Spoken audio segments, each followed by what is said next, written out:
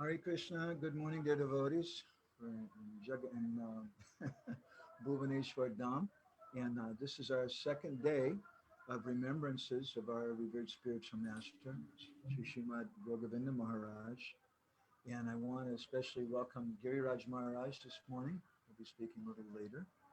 First, we're going to have just a 2 or 3 minute, 4 minutes of a talk from Gour Govinda Maharaj. I don't know what somebody's telling me my voice is low, but we've got a really expensive mic and it's turned up all the way. So I don't, there's really, Hare Krishna, Hare Krishna. Let me play with it.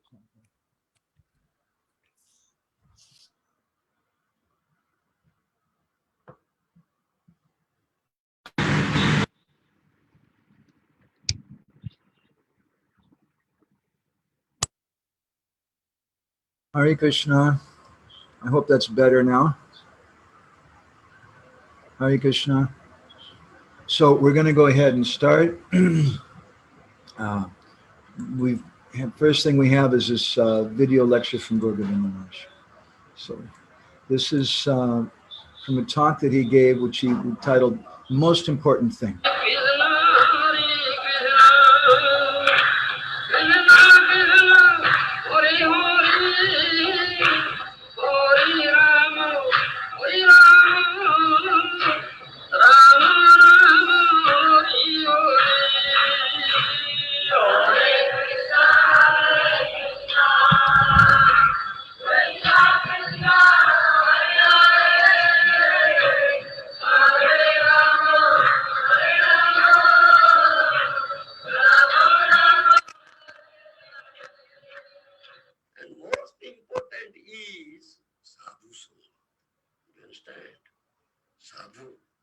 Sadhu means sadhu in true sense, not hypocrite sadhu, not bogus sadhu, real sadhu.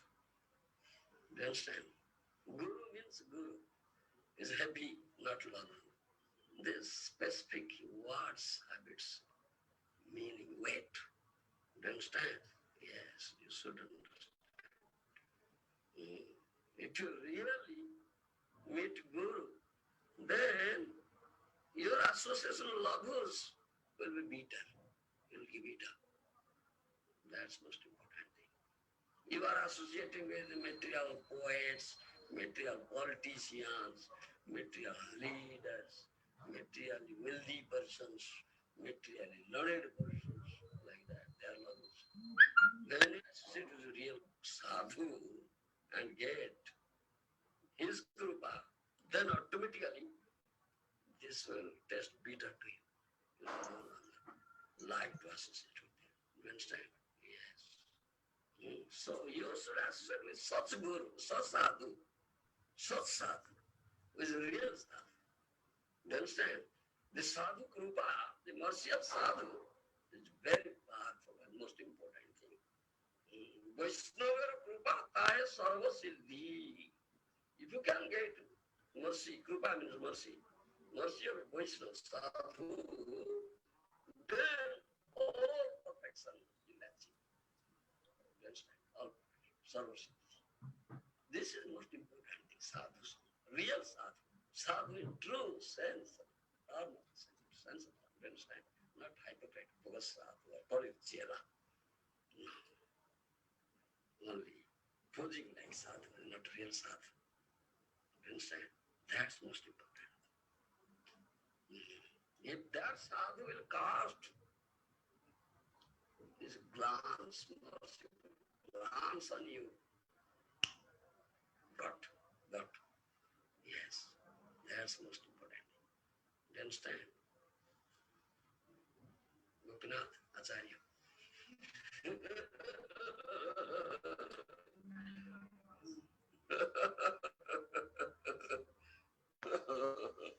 Yeah, that's most important.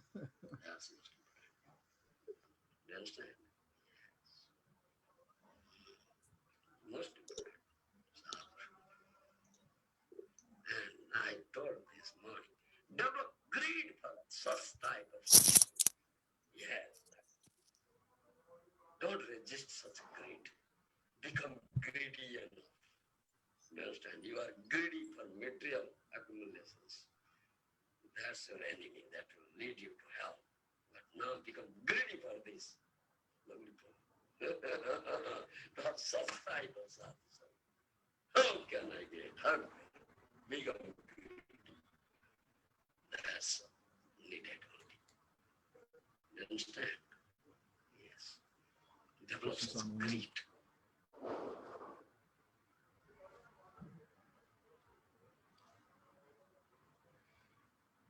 Hare Krishna. So we want to,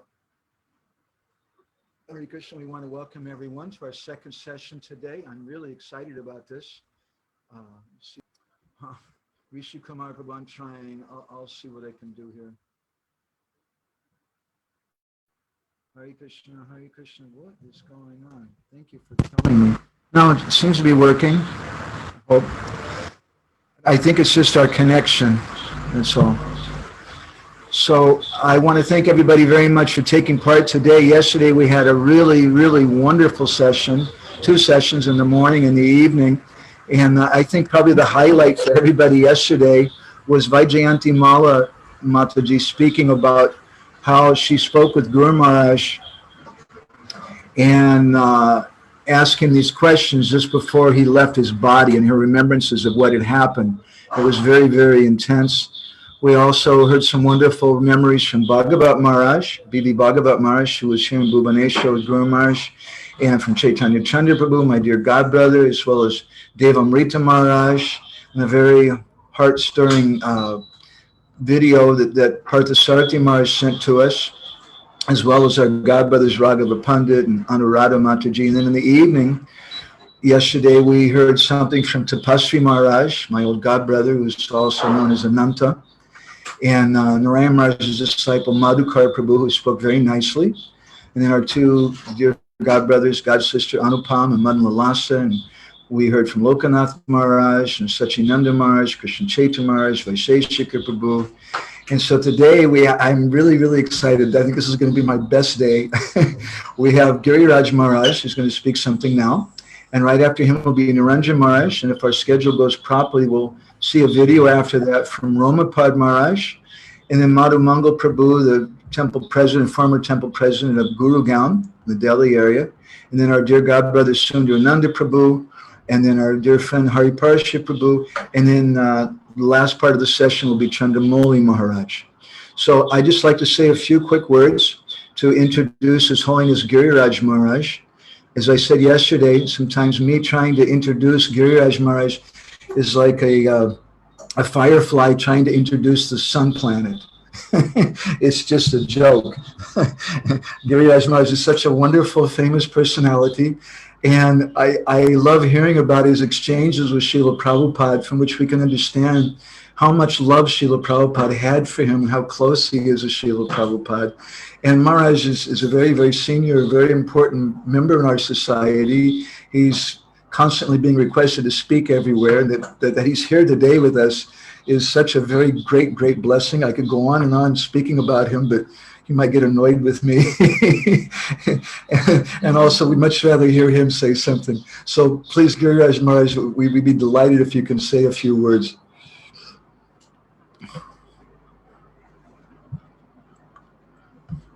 Is he muted? Thank you for that introduction. And I have conceived of my appreciation to Srimad Gour Govinda Swami Maharaj as a talk with him. So yes, I'm addressing this to him. In 1996 in Mayapur, some days before Srila Bhaktisiddhanta Saraswati Thakur's appearance day, I received a telegram from my father saying that he had had a stroke and that although he was apparently out of danger, he still would like me to come. In the 25 years since I had joined, my father had never really asked me for anything. So after consulting some close God brothers, I decided I should go. I got my reservation to leave on Srila Bhaktisiddhanta Saraswati's appearance day.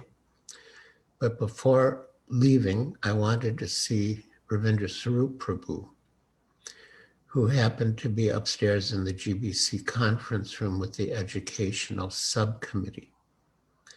As I entered, I saw you, Gour Govinda Swami Maharaj, seated at the table just to my left. You had come late for the meetings and had just arrived in Mayapur the night before.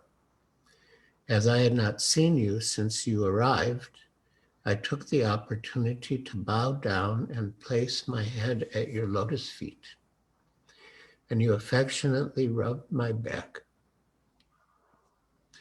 You smiled at me warmly and looked at me with eyes full of love and brightness and bliss.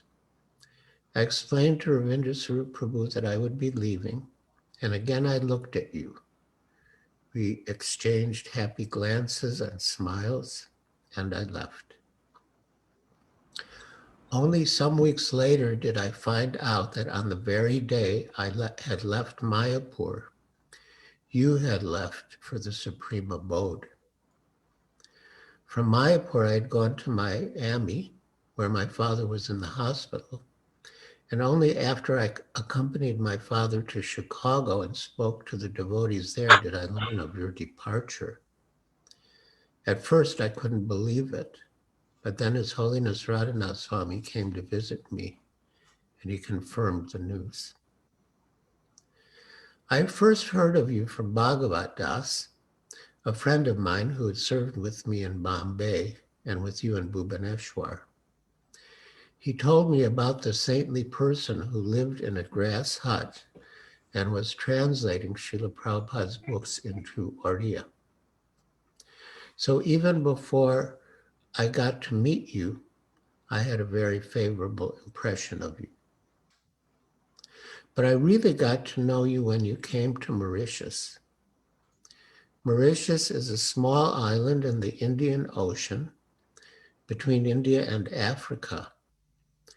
At its widest, it is 40 miles across, and at its longest, 60 miles. At that time, you were very seriously translating Srila Prabhupada's Srimad Bhagavatam into Oriya to have it ready in time for Srila Prabhupada's centennial. Still, we got the opportunity to have many wonderful exchanges. Whenever we drove from the temple in the town of Phoenix to the temple at the farm in Bonakai, we would ride in the car together and discuss.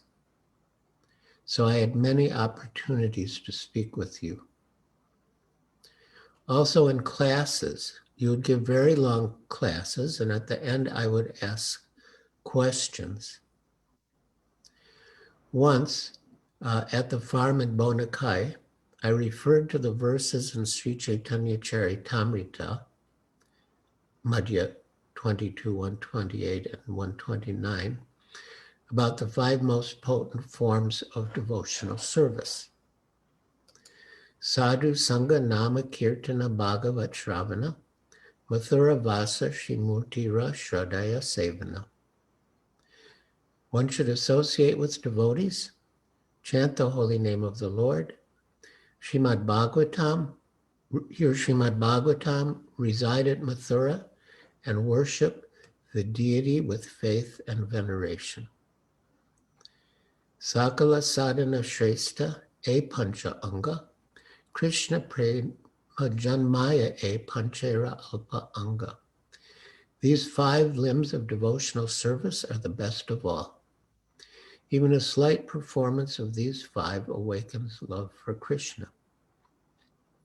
I told you how much I cherished Mathura Vas, residing in Mathura or Vrindavan, and you replied, looking at me straight in the eyes and with quite some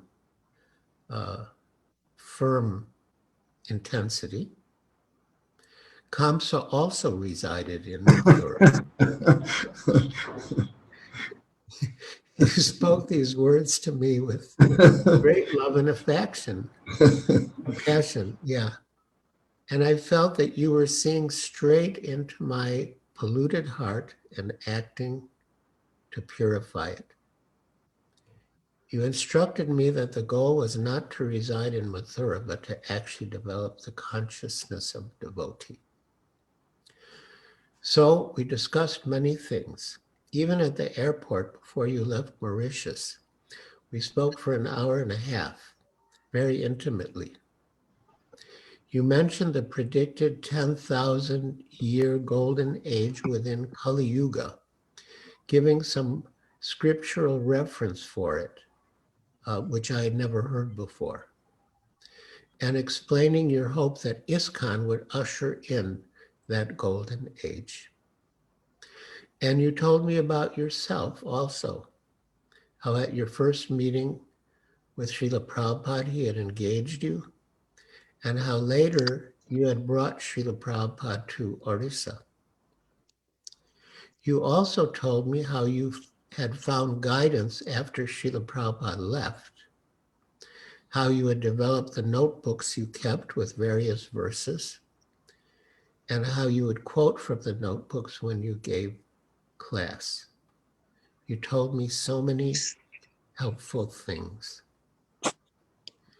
I remember your eyes. They always seemed moist with tears of love, tears of joy. And your voice was always full of affection and enthusiasm and the ecstasy of realization. In my mind's eye, even now, I can see your eyes and your smile. Your head slightly nodding, your eyes looking into mine, blinking, and your face smiling. The other main opportunities we had to meet and discuss came mainly in Juhu.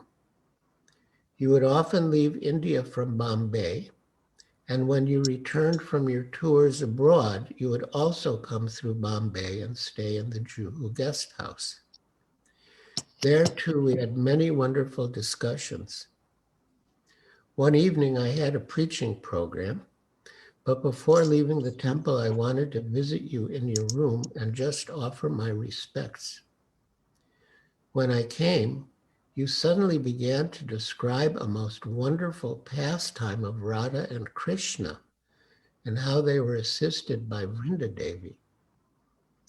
Once, when Krishna failed to meet Radharani at the appointed time and place, she sent her girlfriends, Sakhis, to investigate. And when they reported that they had found him at the secret grove of Radharani's rival, Chandramauli, Radha manifested the ecstasy of transcendental, loving, jealous anger, man, and thereafter she refused to meet him. Distraught, Krishna tried in so many ways to break her man, but nothing he said or did would pacify her. Finally, Vrindadevi came to him and advised him to disguise himself as a sannyasi and beg some charity from her. When he did, Sri Radha could not refuse, and she gave him what he asked, prema. And thus the divine couple was happily reunited. I had heard and read many pastimes, but I had never heard this particular one. And you were narrating it in such an animated way. I was just enchanted and did not want to leave. But time was passing and I was getting later and later for my program. Still, I could not tear myself away. Finally, you ended, and I told you I had to go for a preaching program. And so I left feeling very enlivened by the Krishna Katha you had so blissfully narrated. You were and are a most extraordinary devotee. Although you were advanced in age and your health was frail, you took the trouble to travel all over the world like a young man, preach the message of Sri Chaitanya Mahaprabhu and Srila Prabhupada, and enliven the devotees. You are a great and magnanimous soul. Other devotees have documented your purity, your presentation of the philosophy, your achievements and contributions to the movement. Here, I just wanted to relate my own experiences with you and my feelings for you. We miss you. Souls such as you are rare indeed. You are a great source of strength to the movement. But although you have left, your legacy continues. When I received a copy of Sri Krishna Katamrita, dedicated to the subject of Vaishnav Aparad, the mad elephant offense, from the quality of the Krishna Katha in the magazine, the intelligence with which the articles were conceived and arranged, I felt, yes, your legacy is continuing. Your disciples and followers are continuing your mission. I felt very enlivened by the purity of the Katha in the magazine. I felt both chastened and inspired. You assured us that we can get association and guidance even after the spiritual master leaves this world. How? You should do from the iPad because the sound is not good online.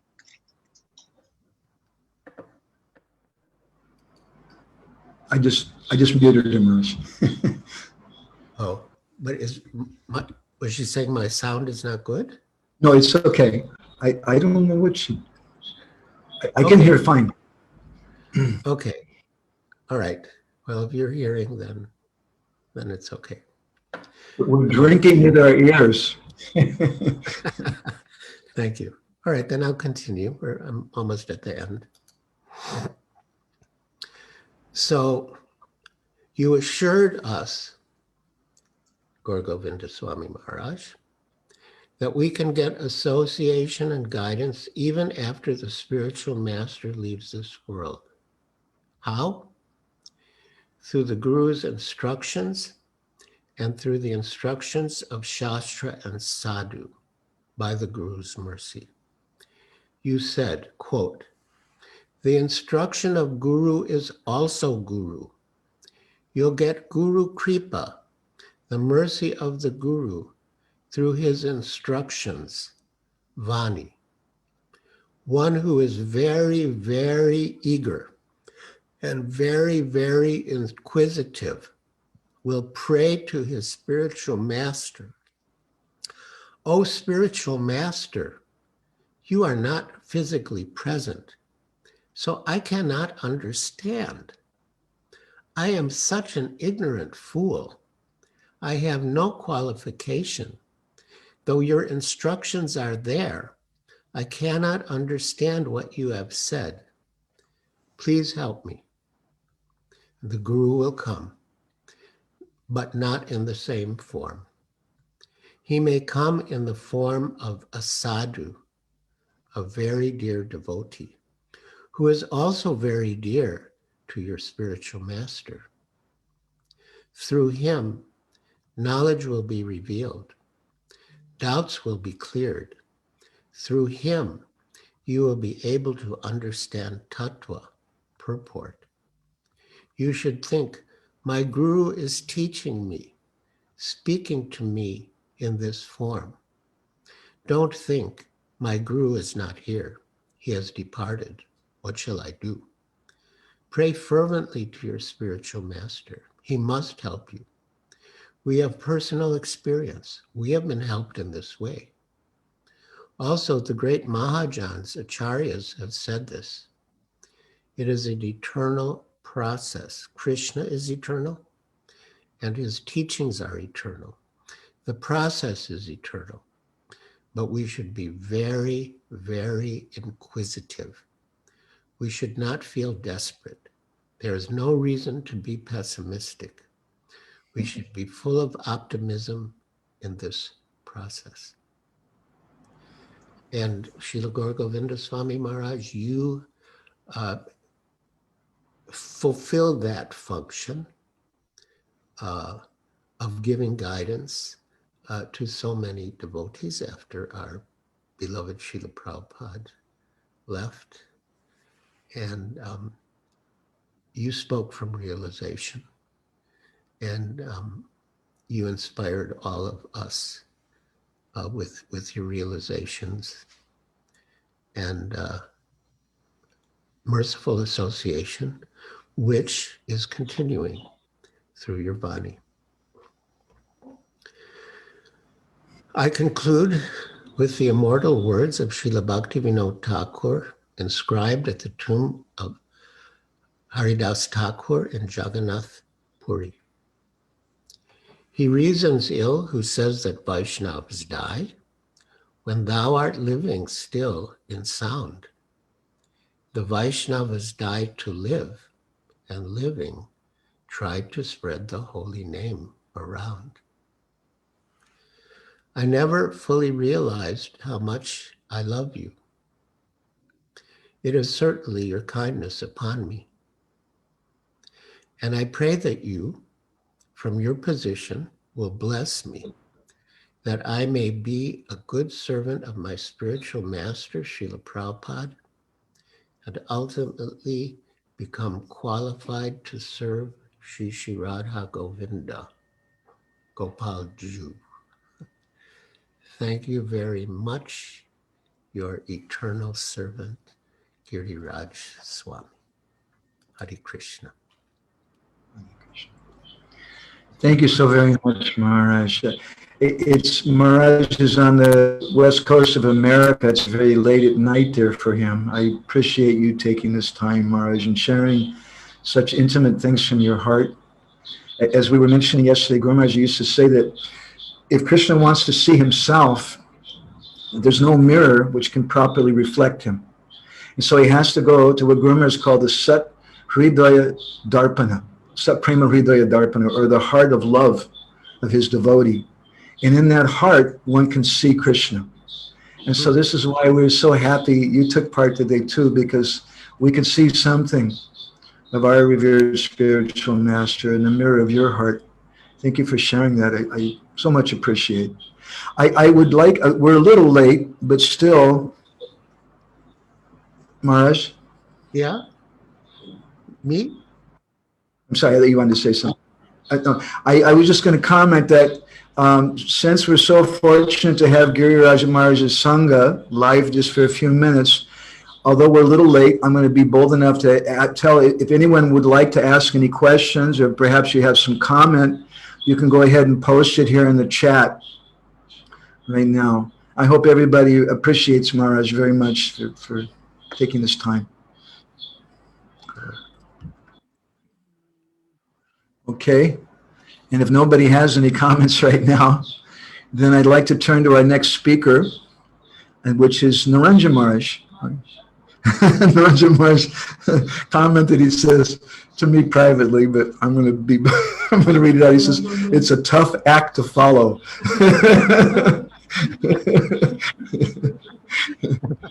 So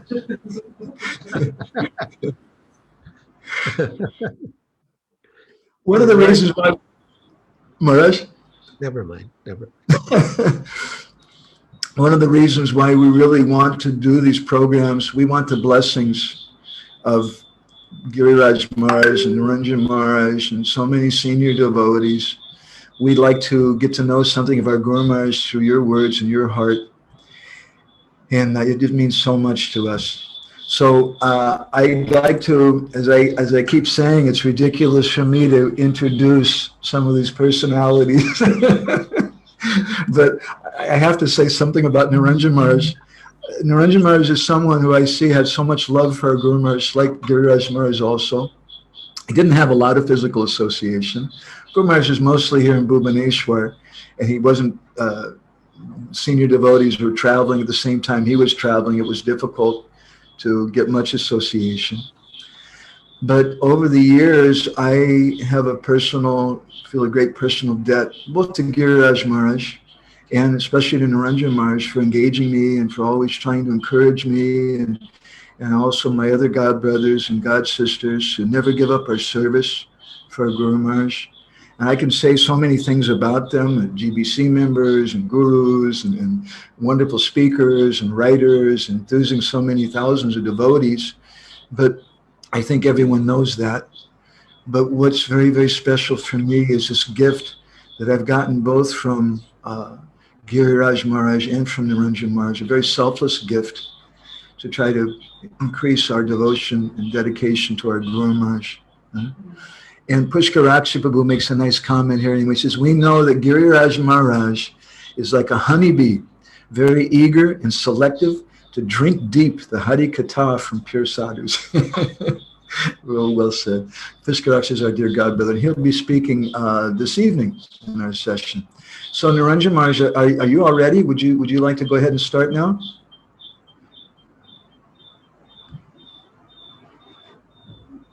I think you're muted. I can start, but I'm still of the same mind. I've been wiping the tears away from my eyes, trying to get them a little bit clear so that I can speak properly. And it wasn't so easy because Giriraja Maharaj's offering really stirred a lot of emotions in me. And that's even more than that, that's why it's a tough act to follow, especially since many of the topics he shared about his association with Srila Gour Govinda Maharaj were similar experiences that I had, presented in only in a way that Srila Gour Govinda Maharaj could present them, and they would enter very, very deeply into the heart with an impenetrable, piercing force that became indelible, and it sustained me after his departure. It sustains me now in my devotional service to Srila Prabhupada, and I don't know what great fortune.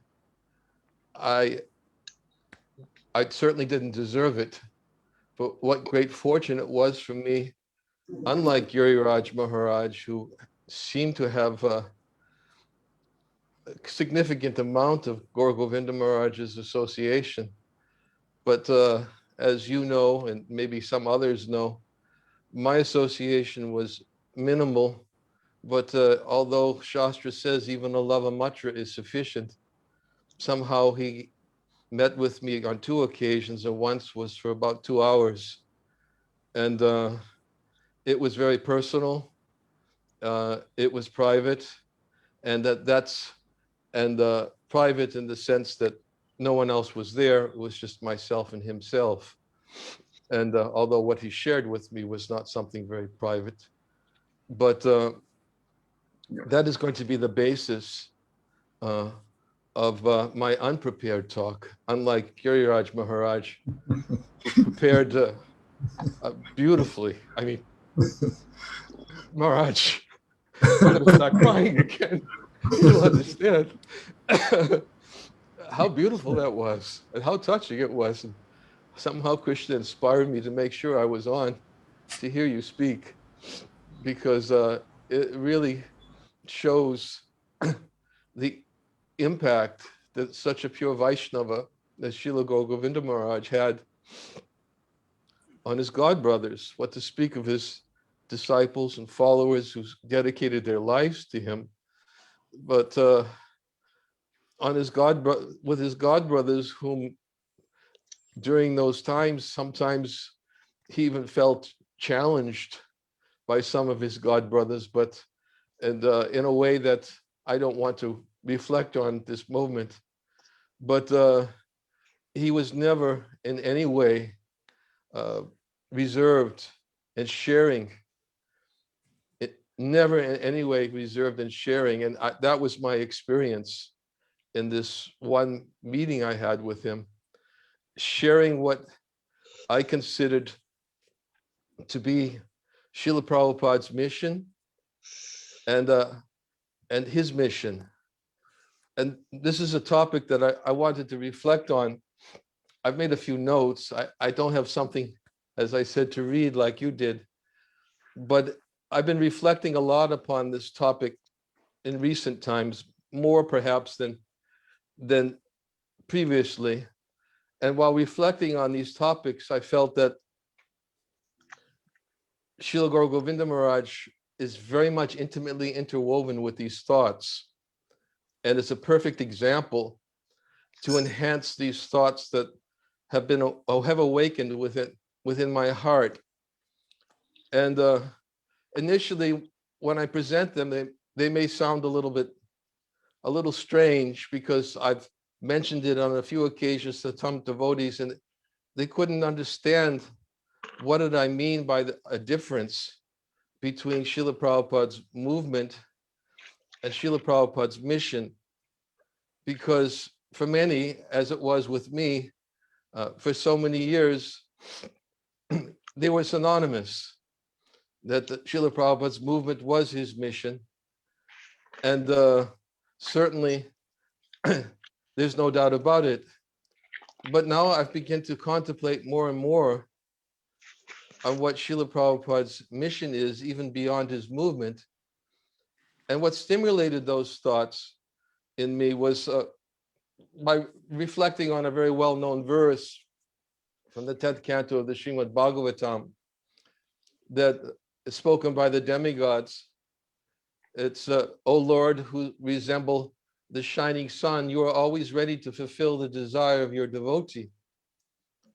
And therefore you are known as a desire tree, or Vanchakalpataru. When the Acharyas completely take shelter under your lotus feet in order to cross the fierce ocean of nescience, they leave behind on earth the method by which they cross. And because you are very merciful to your other devotees, you accept this method to help them. Very succinctly, we understand that this verse is describing how the Lord is very merciful to the devotees who cross over the ocean of material existence. And he reciprocates with their internal desires. He accepts their service, and he leaves a boat, as Prabhupada even referred to, leave the boat on the other side for others to cross in the same way that he crossed. And while reflecting on Srila Vishwanath Chakravarti Thakur's commentary to that verse, he states that Navam Atra Te Nidhaya, that leaving the boat on the bank means that devotees establish bhakti movements, and then they cross the ocean of material existence. While reflecting on this, I began to realize that the mission is on the other side, and the mission is bringing others to the other side, and the movement is on this side. And it was confirmed when I read a verse in the first canto of the Srimad Bhagavatam, Aho Devarshir Dhanyo Yam Yat Kirtim Sangadhanava Gaya Madhyan Idam Tantriya Ramayat Yaturam Jagat. All glory and success to Srila Narada Muni, because he glorifies the activities of the personality of Godhead. And so doing, he himself takes pleasure and also enlivens all the distressed souls of the universe. And in Prabhupada's short purport, he writes, Srila Narada Muni plays on his instrument to glorify the transcendental activities of the Lord and to give relief to all miserable living entities of the universe. No one is happy here within the universe. And what is felt as happiness is Maya's illusion. The illusory energy of the Lord is so strong that Even the hog who lives on filthy stool feels happy. No one can be truly happy within the material world. Srila Narada Muni, in order to enlighten the miserable inhabitants, wanders everywhere. His mission is to get them back home, back to Godhead. That is the mission of all genuine devotees of the Lord, following the footsteps of that great sage.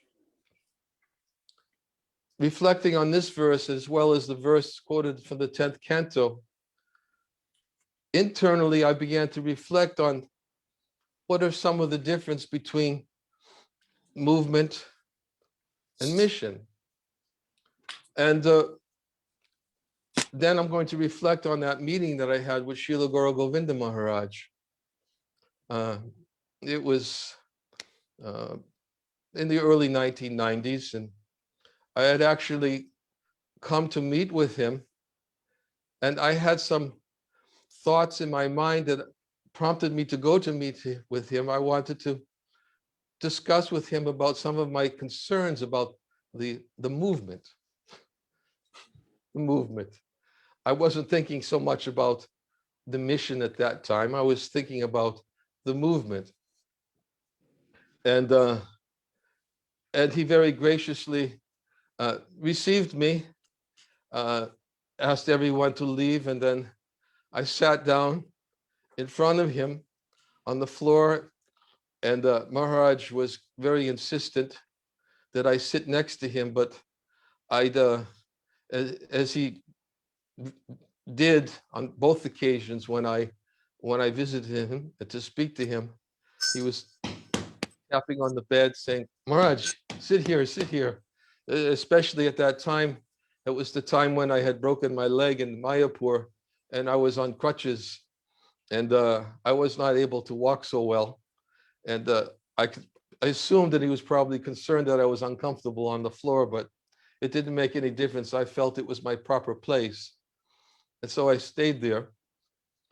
And then I began to ask my question that I had prepared in my mind that I wanted to speak to him about. And I'm not going to project why he didn't let me finish the question, probably because he knew what was in my heart, and he knew exactly what I needed to hear, and he just began speaking.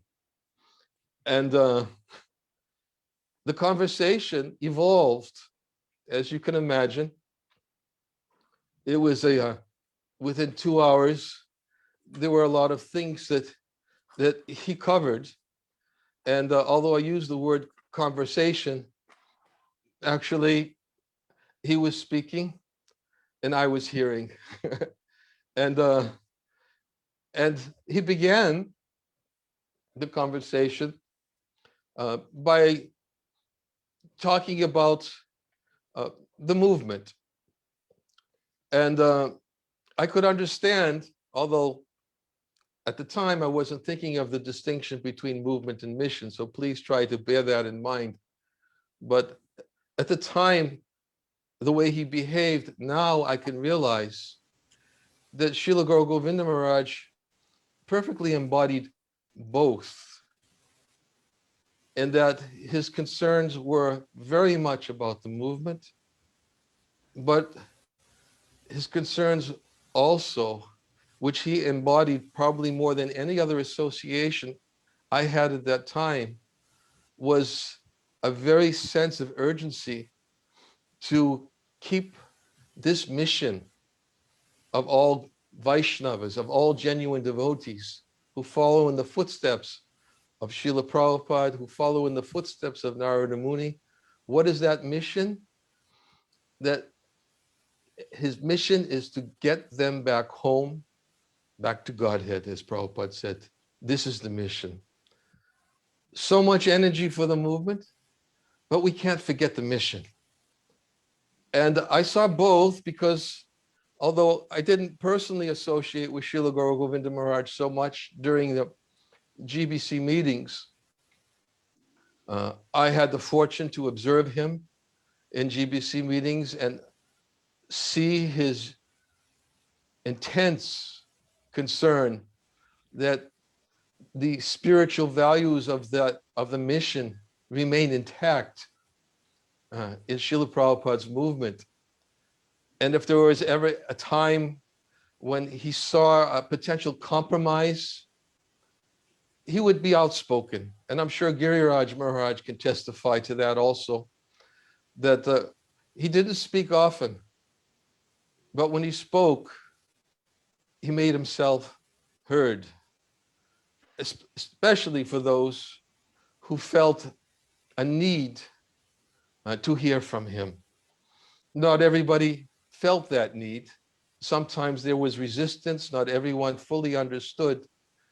But within my own heart, even at that time, was growing an interest to, by his behavior, by his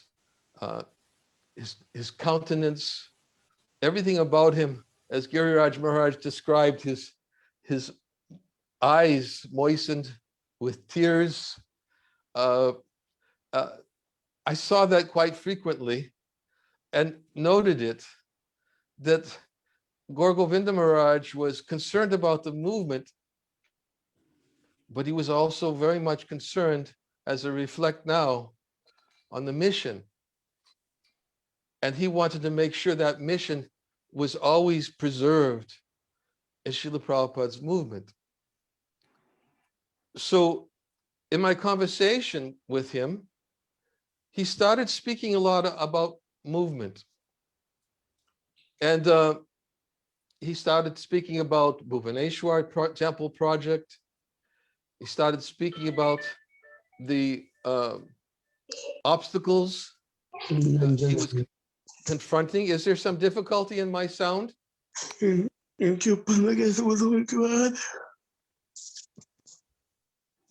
there some difficulty in my sound? No? I can't hear anything. Sound is good. Sound is good. Sound is good. Okay, I just didn't know because I was getting an impression that somebody was trying to make a point, and I thought maybe it was related to the sound. So he started speaking about the Bhuvaneshwar temple. He started speaking about many of the obstacles he confronted in establishing the Bhuvaneshwar temple. He spoke about certain personalities that somehow didn't fully seem to accept that Prabhupada's words and his desire for the Bhuvaneshwar temple were sufficient in of themselves to see that it would manifest. And he started speaking about his own firm conviction about the instructions that Srila Prabhupada had given to him. And he spoke a lot about this project and then how it all manifested because of Srila Prabhupada's desire, taking very humble back seat in this description with me by trying to prove to me that everything there is in Srila Prabhupada's words, and the disciples should simply have deep faith in those words.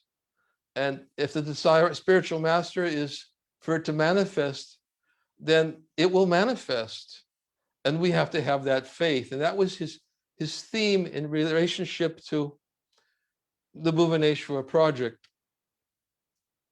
And then he also began speaking to me at one point about Srila Prabhupada's books, his teachings, his instructions.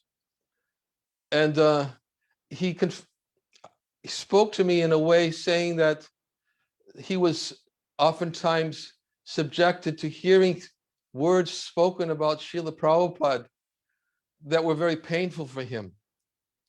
Especially, he was saying how there sometimes people would say that Srila Prabhupada didn't give us everything. And therefore, it was very necessary to understand that because Srila Prabhupada hadn't given us everything, that we were somehow deficient And Gour Govinda Maharaj, while he was explaining this to me, he choked and he couldn't speak. And he actually folded his palms with tears, and his eyes were so moist. And he just said in a shaking voice, he said, "Forgive me, Maharaj, I cannot speak." And he stopped and just sat there, tears coming from his eyes, because I could see how pained he was at the thought that anyone would think that way. And at some point, I don't know how long it went, after he begged forgiveness to me for not being able to speak, but he started speaking again. And he came back like a lion and tried to emphasize the point that Srila Prabhupada gave us everything. He picked up Chaitanya Charitamrita. He held the book facing me, opened it up. He was pointing to the verse in the book. And then he said, "Maharaj, everything is there. Everything." And he was speaking so strongly. And he said, we have to become, as he oftentimes said, we have to become very expert in mining, to seeing how Srila Prabhupada had given us everything in his books and his instructions. And then he began speaking about how the spiritual master continues to instruct the disciple even after he departs. And he spoke, as you mentioned, Giriraja Maharaj mentioned, he spoke about how the spiritual master continues to instruct and care for his disciple through shastras, as he was speaking about the books. And also, he said, through the mouths of sadhus and Vaishnavas. And in this way, he personally takes care of their spiritual life, of anyone who's very eager to receive those instructions from their guru. And as he was speaking, I've reflected on this before, Gour Govinda Maharaj, I didn't take it that he was speaking to me by telling me, don't you know, Niranjana Swami Prabhupada is speaking to you now? I didn't take it that that was his mood at all. I took it that he was speaking from very deep realization. And as I was sitting there, obviously what entered my heart was Prabhupada speaking to me. And for me, that in itself was very much a catalyst. And it was very transformational as to the potency of Guru and his relationship with his disciple.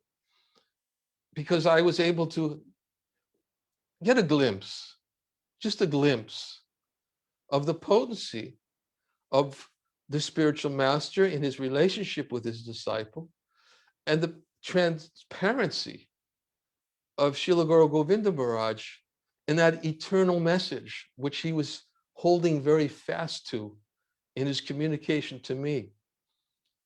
It is an eternal spiritual principle, and no doubt exists in my mind whatsoever that eternal spiritual principle is possible for those who have faith like he had in the words of his spiritual master, my spiritual master, and for those who gave. And one thing that actually became apparent to me after that meeting with him, gave every fiber of his existence in service to his spiritual master. So much to the point that after that meeting with him, that if anybody would even suggest anything of any sort, that Gour Govinda Maharaj was not Srila Prabhupada's man, I became like the ferocious lion to demonstrate how there was no doubt in my mind of how every fiber of his existence was in full dedication to service to our Guru Maharaj. So he spoke about that. And then that was sort of a transitional point into Srila Prabhupada's mission. The mission I kind of spoke about and reflected on as I spoke about in the beginning, the mission of bringing others back home, back to Godhead, as not opposed to, but as an enhancement of the purpose of the movement, is the mission of going back to Godhead. What he then told me is the same pastime that he told Giriraja Maharaj. Same pastime, is such an animated way. His gestures, his countenance, his eyes, even pulling his uttarya over his head, everything was. He was, as I was listening to him, I was thinking that he's there. And I was reflecting afterwards. I was reflecting on the third canto verse, first of the third canto of the Bhagavatam, when Vidura went to speak to Uddhava, and Uddhava had to come back and to speak to Vidura. And Prabhupada describes in the purport how sometimes great pure Vaishnavas, and they're actually there, and as Uddhava was in Dwarka at the time, and then he came back and he spoke on the physical plane, revealing to Vidura at that time, and Prabhupada was describing how he had come there, and he explained how the Vaishnava exists in both places, in this world and in the spiritual world. And I was reflecting on that purport, because that's what I was actually experiencing, was a glimpse. It was almost like a window to the spiritual world he was opening to me. And reflecting on it now was that this was Srila Gour Govinda Maharaj's mission, which was Srila Prabhupada's mission. And it's that mission which he helped so many of us to at least get a glimpse of and try to understand that, yes, we have so much responsibility in Srila Prabhupada's movement, but let's not forget his mission. And he taught not only by his words, by his behavior, but by his perfect example. His mission was to teach everyone that going back to Godhead is the goal. And he lived to teach that to others at least 10 times. In the course of my conversation with him, at least 10 times. And in addition, as I was standing by the door on crutches, as I was about to leave, Gour Govinda Maharaj, with moist eyes, after a momentary, it wasn't a momentary, he spoke for about 10 minutes. And when he spoke in that 10 minutes, he was revealing some pastimes of Krishna as I was leaving. And he was there and not there. And that's what, of course, impressed me the most. Although I can't really remember the whole pastime he was speaking about, but what impressed me the most was Srila Gour Govinda Maharaj is again trying to impress upon me about the importance of becoming Krishna conscious in this life. And then when he came back to this world, he said to me, as he stated many times in that conversation, Maharaj, please come to Bhuvaneshwar. Please come to Bhuvaneshwar. Begging me, please come. And course, one of the biggest pains for me being in Mayapur at the time of his departure. And that's a whole other story, but I won't go into it. But one of the thoughts that repeatedly, just constantly circulated in my mind is, why didn't I go to Bhubaneswar? Why didn't I accept his invitation? What was wrong with me? Thinking again and again and again and again that now he's not here, he's left, he's fulfilled his mission, he's fulfilled Prabhupada's mission, and now I'm left here to beat my head against a stone, regretting that I did not sufficiently take advantage of his association. Nonetheless, I do know that feelings of separation, which sometimes do come to the heart, they're very purifying. And to remember the association, however much time one has in the association of such an exalted Vaishnava, gives us the opportunity to benefit by such feelings of separation from him. And I have to say, Giriraja Maharaj, as much as I've been speaking now about my experience, your talk really invoked such a feeling of separation to Srila Gour Govinda Maharaj that I can't thank you enough for sharing it with me and with everyone else. I'm sorry I might have spoken longer than I was supposed to have spoken. It was spontaneous. It wasn't prepared. But I should stop here. Thank you. Hare Krishna. Maharaj, we had you scheduled from 9:50 in the morning to 10:10, but the 10:10 is tomorrow morning. So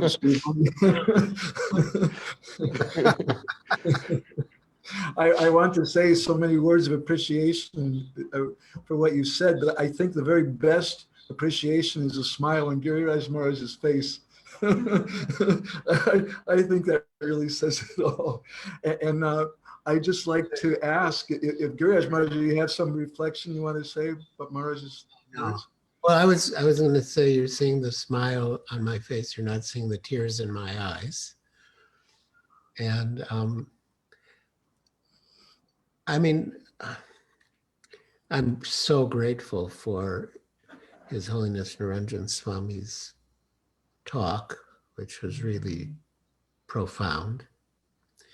And he did mention, by the way, that I might have seen Gour Govinda Maharaj in the GBC meetings, which is true.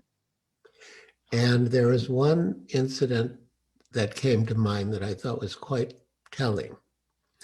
The GBC were discussing what the qualifications of a guru. They're making a list. I said, gives Krishna. He gives Krishna. And they didn't want to put it. They didn't want to put it on the board. He said, "Put it on the board. Put it on the board. He gives Krishna. He gives Krishna."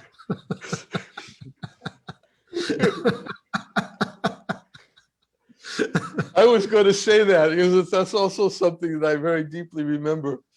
I didn't know if it was appropriate to say it or not, but I definitely remember the devotee who was we were doing a brainstorming session. Yeah. And Gour Govinda Maharaj had given that as one of the important principles of the gurus, that the spiritual master, is that he gives Krishna. And the devotee who was putting everything on the board, as he was prioritizing everything, he kind of separated as if it was like, well, this is not really, it's not in line with what we're discussing right now, almost like it was something that could potentially have been inconsequential. And I was sitting right next to Gour Govinda Maharaj, and he was like fire. He's just like, "What are you doing? Put it on the board.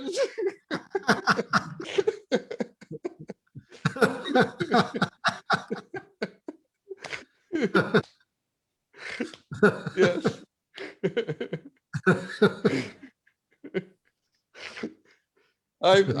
I'm glad to hear you remembered. I didn't know if anybody else remembered that, but I definitely remembered it. There's a question for Niranjana Maharaj, but I'd like to, a couple comments for Niranjana Maharaj. I'd like to just offer a couple words real quick if I can. Guru Maharaj once told me in Spain when I was traveling with him as a servant, he said that we should work to help uphold the prestige of Srila Prabhupada's mission. And the best way to do that is to have nice Krishna Katha and nice Vaishnava dealings. And so I see with both of you, Giriraja Maharaj and Niranjana Maharaj, you're living for those two things, nice Vaishnava dealings and nice Krishna Katha. And I just feel so nourished and happy in your association and hearing from you. I can't thank you enough.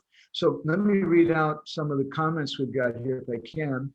Onkar has written a question for Niranjana Maharaj. He says, Dandava Pranams. How should we individually manage between our service to the movement and the mission, as both are important, and sometimes they may clash with each other? You have any comments to that, Maharaj?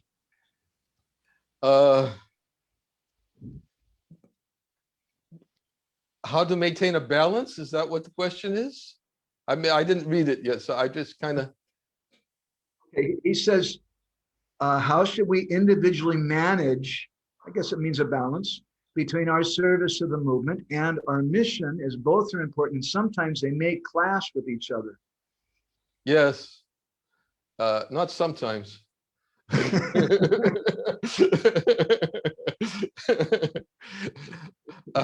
I've come to realize more often than not that they can clash. And I would say that the best way to manage is at least what keeps me sane is to always keep the mission at the forefront, because I'm sure that's what Srila Prabhupada wants. And I'm sure that sometimes certain elements of the movement may not perfectly embody everything that Srila Prabhupada gave in the mission.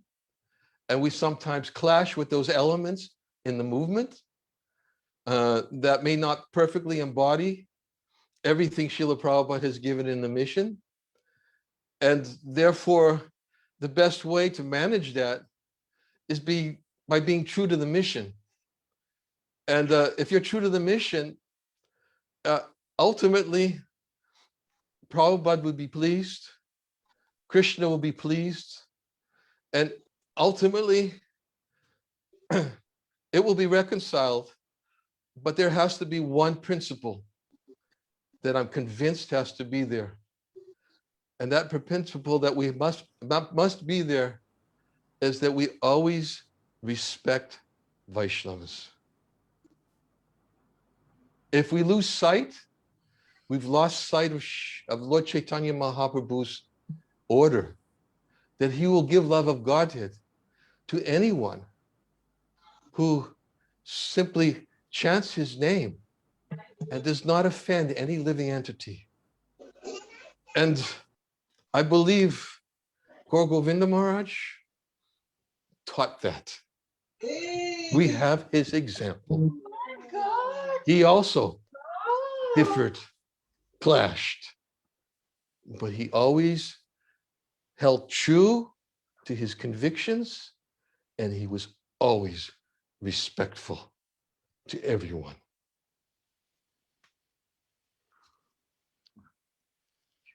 You wrote a very beautiful, profound answer, Maharaj. Thank you very much.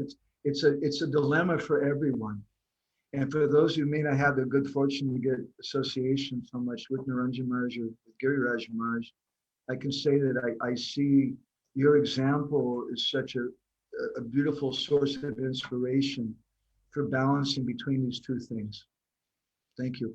Let me go on and read. Pushkar Raksha Prabhu, my godbrother in Paris, has commented, thank you so much, Niranjana Maharaja, for sharing with us such deep thoughts and love for our Guru Maharaj, our glories of Srila Prabhupada. Your godbrother, Srila Prabhu, I think in America, Prabhupada's disciple, he comments, for Niranjana Maharaj, thankful for your thoughtful offering, which pondered such important issues, discerning movement versus mission, practical responsibilities, vis-a-vis our ultimate goal, and firm faith in Guru's instructions as being utmost. And Srila Prabhu also comments to Giriraja Maharaja, he said, we are so obliged by your personal and insightful offering. You always come from the heart. You provided us such an intimate glimpse of Srila Gour Govinda Maharaj, his wonderful qualities, Charit. We felt him through you. Srila Prabhu's comments certainly reflect my heart also. I think the heart of many, many devotees. Do either of you have anything that you want to finish with? Just my Dandavat pranams to Srila Prabhu. We've had the fortune of being in association with each other back in the late 1970s in the New York Temple. And I remember him fondly. And my other comment is that Niranjana Maharaj, we have about another 20 hours left of your presentation for our schedule. I'm not sure how everyone else will be able to accept that, but thank you for encouraging me anyways. I would be happy to speak more, but I believe that others have many other things that they would like to hear from many other Vaishnavas, and they would like to hear also personally from Srila Gour Govinda Maharaj in his videos as well. So I think I should refrain myself from the temptation.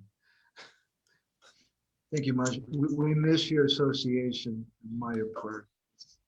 Thank you so much, Madhavananda Prabhu, for inviting me to take part in this auspicious event. And I do hope it will be all put online for us to hear everything, because I missed yesterday. And I would be very, very grateful if you share these offerings with the Vaishnavas all over the world, who will be very eager to hear glorification of Srila Gour Govinda Maharaj. I wish to thank once again profusely Giriraja Maharaj for I mean, it went right here. It went right here. Thank you so much. And I'm missing your association also, Giriraja Maharaj. Praying for the opportunity when you'll allow me to be at your feet in the same way that you placed yourself at the feet of Srila Gour Govinda Maharaj. Next opportunity, I will place myself at your feet for your divine association. I do not take what His Holiness Niranjana Swami says as literal truth, but I take it as an expression of his ecstatic love. I don't want to just be a fanatical disciple, but I want to comment that yesterday, especially in the morning session, many devotees were crying. It was really, really astonishing what some of the devotees were saying, especially Bhagavat Maharaj, and most especially, I think everybody really appreciated the memories of Vajayanti Mala, who was there, and she was one of the persons asking questions to our Guru Maharaj when he left his body. And her remembrance was just, it was really astonishing. So we will put those things online. And I can't thank both of you enough. Thank you so much. So anything you want to add? Either one of you finished? I don't want to set you off. I finished. Thank you both so much. So our schedule is like really late. So if anybody has a problem with that, I suggest you just pretend that we're live streaming from India, and you'll be able to understand everything. So we had scheduled a video presentation from His Holiness Romapada Maharaja. I'll play that at the very end of this session, but I want to give a little more preference to the devotees who are live online right now. who may have to go or something. So the next person that I wanted to was Madhumangal Prabhu. Madhumangal Prabhu is a dear friend, and he's serving in Vrindavan. He's a senior disciple of Gopal Krishna Maharaj. He's very famous as a speaker in Kirtaniya. He was a temple president for some time in Gurugaon, and he was always very welcoming for us and very, very encouraging. So he kindly agreed to say a few words. Madhumangal Prabhu, are you there? Yes, Prabhuji. Hare Krishna. Can you turn on your video?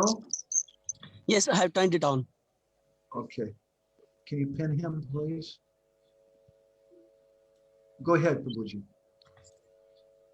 Hare Krishna. My obeisances to all the Vaishnavas. I'm feeling a little embarrassed because I have never spoken in front of so many Vaishnavas like you. But still, I'm just speaking because it's great mercy on me that I'm glorifying Gour Govinda Maharaj. Till now, I have glorified Maharaj in the front of Vaishnavas who are reeling with me, to whom I'm preaching. But now I'm just speaking of what I felt and how I came in contact to Maharaj. I never met personally to Maharaj, but in like many years back, Sarvasakshi Prabhu, he was playing audio of Gour Govinda Maharaj Pravachan, and I was listening to that. And that through that lecture, I came in contact with Maharaj, and then Prabhuji took us to Gadaigiri. And then I started studying Maharaj's books and hearing Maharaj's lectures. In those days, this book was published, My Revered Spiritual Master. And at the same time, in Delhi NCR, people were running towards Radha Kund. They were leaving ISKCON. There was big problem going on in Delhi NCR. Around like 300 or 400 people left ISKCON. They joined some groups in Radha Kund. And it was very painful in those days, very painful. And many devotees, those who were there in the society serving, their faith was also not stable, because many devotees left, and the preaching was all about that there is no higher philosophy in ISKCON, this and that. And by Krishna's mercy, in those days, like we were reading Maharaj's books, and Maharaj was saying that now the time has come, we should preach the higher philosophy. We should preach the higher philosophy. And then I came in, I was reading this My Revered Spiritual Master. It was very encouraging for me. Maharaj said, these fools cannot understand Krishna. They are committing a great offense at the lotus feet of Srila Prabhupada, leaving ISKCON, joining another camp, and criticizing ISKCON's teachings. Srila Prabhupada's teachings, nonsense. Nonsense. I get so much pain in my heart from this. Such rascal will definitely go to hell. So I have taken up this task. Now the time has come. We will teach all this higher philosophy. And Maharaj was explaining in this book, I found out many places that Maharaj was saying that everything is there in Srila Prabhupada's books. Now we have to explain. Now the time has come to explain all those things. And by hearing Maharaj's pravachan, truly speaking, my faith in my Guru Maharaj was increasing. My faith in my Guru Maharaj was increasing. It's not that Maharaj's pravachan was deviating me from one acharya to another acharya. Then I realized that this is genuine Vaishnava, who can increase your faith in your Guru. In one of pravachan, Maharaj was saying that whatever you hear from another Vaishnavas, if that doesn't increase your faith in your Guru, then that is useless. So my main thing which I wanted to say, that by hearing Maharaj Pravachan and hearing about Maharaj and reading about Maharaj, and I really, I'm grateful to Madhavananda Prabhu. He keeps publishing such books. My faith in ISKCON, in our parampara, and in my Guru Maharaj has increased a lot. It helped me to stay in community as Srila Prabhupada wants us to stay here, with full faith in Guru and Guru Parampara. And at the same time, wherever I spoke about Maharaj and the teachings of Maharaj, I have seen the devotees, they got really connected with ISKCON. So Maharaj teachings are really wonderful, and it connects everyone with ISKCON. And at the same time, Maharaj teachings are helping devotees to understand Srila Prabhupada's books better. Like Maharaj always used to say, books are there, but the key is with the Vaishnavas. And I believe that Maharaj is the one who has the key of Srila Prabhupada's books. And he just turned on, he just unlocked the books of Srila Prabhupada. And now we can see, we can go into Srila Prabhupada's books from the viewpoint of Maharaj. And then we see that everything is there in Srila Prabhupada's books, which was given by our previous acharyas. That's it. Hare Krishna. Hare Krishna. Thank you very much, Madhumangal Prabhu. I really appreciate taking some time out and sharing with those thoughts today. Your thoughts made me feel very inspired. It reminded me of a comment that Prabhupada's godbrother, Srila Bhakti Rakshak Sridhar Maharaj, once made. He said that to criticize someone's guru is like stepping on Radharani's shadow. And a real Vaishnava is someone who will always encourage someone's faith in their bona fide guru. So thank you for sharing that, Prabhu. I hope that when you come to Puri next time with your wife, you come and visit us. We will be missing your son. Yes, Prabhuji, definitely we will come. And I'd like now to ask our dear godbrother, my senior godbrother, Sundarananda Prabhu. Sundarananda, are you present somewhere here? I can see you there. If you could say a few words, I would be very grateful. Sundarananda Prabhu, he's from Bali. That's where he's at right now.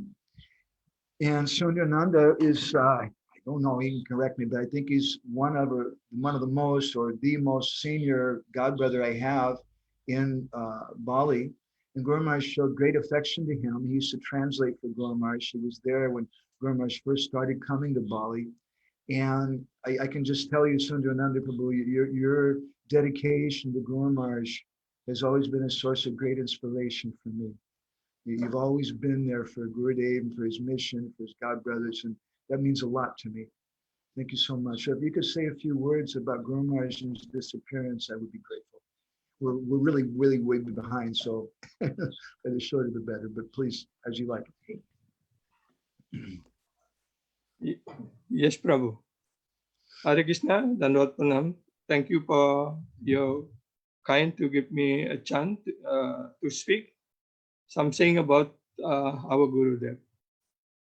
First, I would like to offer my prayers to Srila Gurudev, Srila Gour Govinda Maharaja. May by his mercy, I can speak something to glorify him.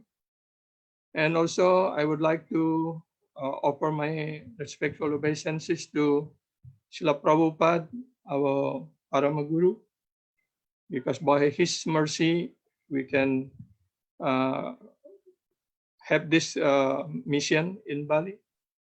And also, my Dandavad Pranam to Niranjana Maharaja, to Giriraja Maharaja, to all Vaishnavas gathering in this room now to glorify Srila Gurudev. Please accept my humble obeisances, and please kindly apologize if my word may be not appropriate. So we in Bali, have a contact with Gurudev by the mercy of Gadadhar Prabhu, one of Srila Prabhupada's disciple from America. He came to Indonesia, then came to Bali on 1987, 88, like that. And on that time in Bali, the moment is very difficult situation. And then he introduced, because from that time we don't have, our previous guru has already left, that like that. So it's really very difficult situation. We don't have spiritual guidance, and also we don't have our Mormon also banned on that time. So then we wrote a letter to Gurudev. We have about 27 devotees in my association, and wrote a letter to ask for shelter to Srila Gurudev, and he just very mercifully and very happily answered our letters. And then, because on that time Gurudev is still on sickness because of his leg problem on that time. So he asking us that if possible you come to Bhubaneswar or you pray to Gauranga Prabhu. If Lord Gauranga Prabhu be merciful to you, may I come to Bali. He wrote like that. Then we pray. Then on 1990, Gurudev first time came to Bali, and after that continuously until 1995. Every year came one time. So I will speak about the last year. Gurudev came to Bali on 1995. On that time also Madhavananda Prabhu also came to Bali. Yeah. And on that time, actually every time Gurudev came, I always choose the verse from Srimad Bhagavatam, because on that time only have first canto. And every time we choose the same verse or like that. And then on the 95, Gurudev said, I already put some remark on this verse. I already speak. So why not going forward like that? And I said, yes, because we have Bhagavatam only that in Indonesia, Gurudev, like that. So from tomorrow, I will choose every verse from one canto every day, like that. And then Gurudev asking how many days we will stay here, and because they plan only stay about 5 days or 6 days, like that.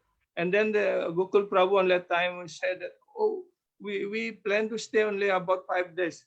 I will stay here and at least 10 days. I will finish Bhagavatam here, like that. And then he asking Gokul Prabhu, you can manage to provide the food, the lodging, everything to all the devotees gathering? And then we say, yes, Guru, that we will provide, like that. So on that time, every day, Gurudev choose from first canto, one verse, second canto, one verse continuously, and every day, one verse of Srimad Bhagavatam, he explained 3 hours in the morning and 3 hours in the evening, 6 hours every day. So even though we understand that we don't have any qualification to hear the very height of philosophy, very deep tattva, but still, Srila Gurudev is very, very merciful to give everything to us. What is the importance of sadhu sangha? What is the importance of hearing Bhagavatam? What is the importance of the chanting holy name? Everything he gives. Yeah. And every day he give class like roaring like lion. But when Gurudev working, he's very slow because he's have some problem in his leg. But when he's speaking on Bhagavatam, he's roaring like a lion. And during that time, we spend days hearing Bhagavatam every day, morning and evening. And after Gurudev left from Bali, go back to India. And when we back to office for work like that, it's just like we start a new, what is new? Even though we already know our office, everything, but when we coming back after association with Gurudev, we look like a start for new association with our friend in the office like that. Because when we associate with Gurudev, we think that we are not in this world anymore.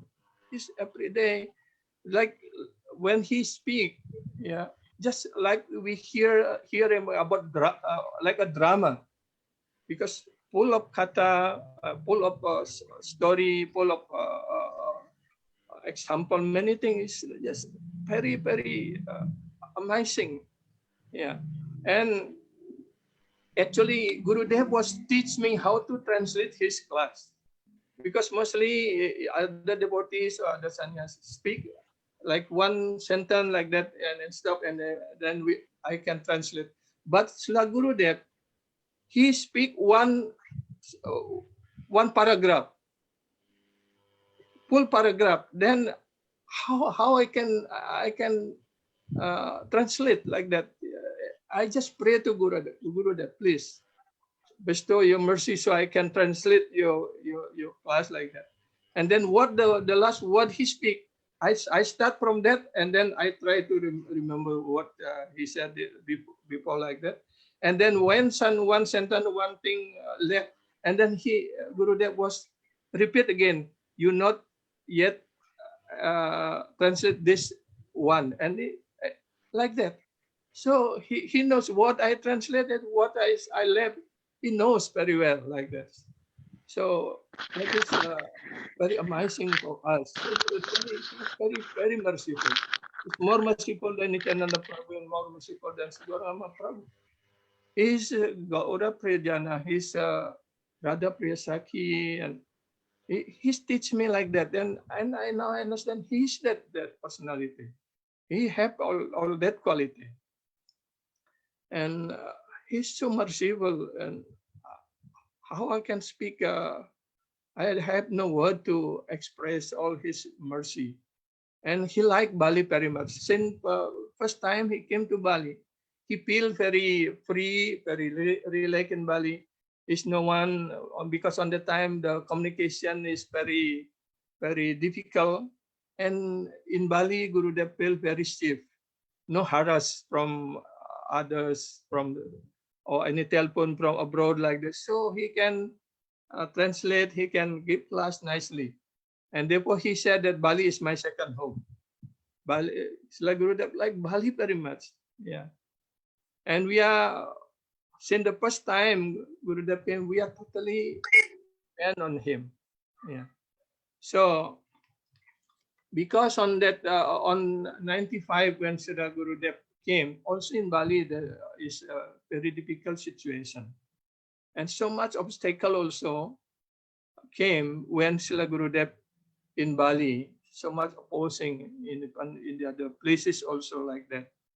So after Gurudev returned back to India, and there are some complaint also, yeah, and then they want to report to GBC that Gurudev was considered breaking the rule, because our leader make a rule that during that time not allow any sannyasi or guru to come to Bali like that, because on that time also one of our good brothers look like crazy, and then I report to Gurudev, and so therefore Gurudev very anxious to come to Bali only to give association to us, because we are very low and very degraded. So he want to give us association, yeah, to make us sure in the right path of this devotional service. So therefore, when before Gurudev on 1996 earlier time, before Gurudev went to Mayapur, I called him, and on that time is the Srila Prabhupada Utsav was there in Bhubaneswar. Then late night I called, and Gurudev just coming back from giving lecture in front of the temple in Bhubaneswar, and then I called him, and I mentioned to Gurudev, I heard that Gurudev they want to make some problem with you, so should I write a letter that you came to Bali, they not create any problem, just to solve a problem like that. And then Gurudev said, yeah, you can write a letter and report to GBC like that. And then I wrote a letter also to send to GBC like that. So then on the time also I sent a letter to Gurudev, and then I have the last letter from Gurudev. So after 25 years, I have this letter. So I want to read it today. Yeah. This letter from Srila Gurudev, date 31st of January 1996. He wrote like this: My dear Sundarananda Das, Hare Krishna, may you have the blessing of Sri Guru and Gauranga all the time. All glories to Srila Prabhupada. I am in due receipt of your letters, date 15 January 96. I have read it and note the content with care. I go there to Bali to look after my spiritual son and daughters, and now there is complaint against me. I go to take care of the devotees, give them spiritual guidance, and take care of them spiritual needs. It is such a great blunders. It is a strange world, Baba. I am very much disgusted. It is, as Srila Bhaktisiddhanta Saraswati Maharaj Prabhupada has said, not at all a fit place for any gentleman to live in.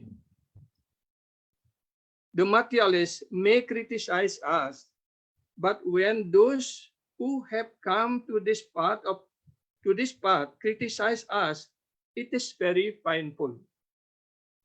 A materialist who doesn't know whether he says, whatever he says, we tolerate it. But from our side, it is very painful. Singapore to Bali sound like a good idea. But now I am banned from Singapore. That is a problem. Anyway, that is a very good request. Because on the letter I sent to Gurudev, I asked Gurudev to come again, and we plan to, on the next visit of Gurudev, if possible, I plan to bring Gurudev to other islands, to Sulawesi, because many devotees also there like that. So therefore, Gurudev wrote like this. Singapore is a problem. Anyway, that is a very good request. Now it is up to Mahaprabhu sanction. You pray to Mahaprabhu. Mahaprabhu is Patita Pavana, very, very merciful. I want to go out and preach Krishna Katha. That is my life. But so many obstacles and complaints come from among GBC members. It is very painful. Somebody say, ban him. He should not come here. What is that? I hope this letter meet you in good health and blissful mood of Krishna consciousness. Your well-wisher, Gour Govinda Swami. So that is last letter I have from my referred master, from Srila Gurudev. So I don't want to speak more, because many other devotee, many senior devotee, more appropriate to speak to glorify Gurudev. I have no capacity to speak to glorify my Gurudev. So we pray that our Gurudev, our God brothers, be merciful to us, to me, so we can continue our service to Gurudev. So Gurudev also instructing us on the time we are with Chaitanya Chandra Prabhu to accompany him in Jakarta. On the time we don't have any center in Central City in Jakarta, and he instructing us to at least we have one small center in Jakarta like that. So by his mercy and by the help of Chaitanya Chandra Prabhu and his disciple and our devotees, now we have one center in Jakarta. in central city of Jakarta, and they have a restaurant also there. And every Saturday or every Sunday, we distribute prasadam, at least 300 packets prasadam every week. We distribute that, and also we have some new center like that. So we try to fulfill what Gurudev ordered to us like that. So thank you, Madhavananda Prabhu, and all glories to Srila Gurudev. And through this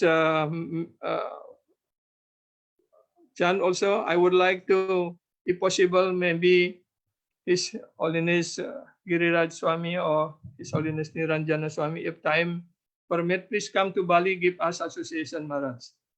Yeah. Hare Krishna, Haribol. Thank you very much. Haribol. Dhanwad Pranam. Jai Srila Gurudev ki Jai, Jai Srila Prabhupada ki Jai. Hare Krishna.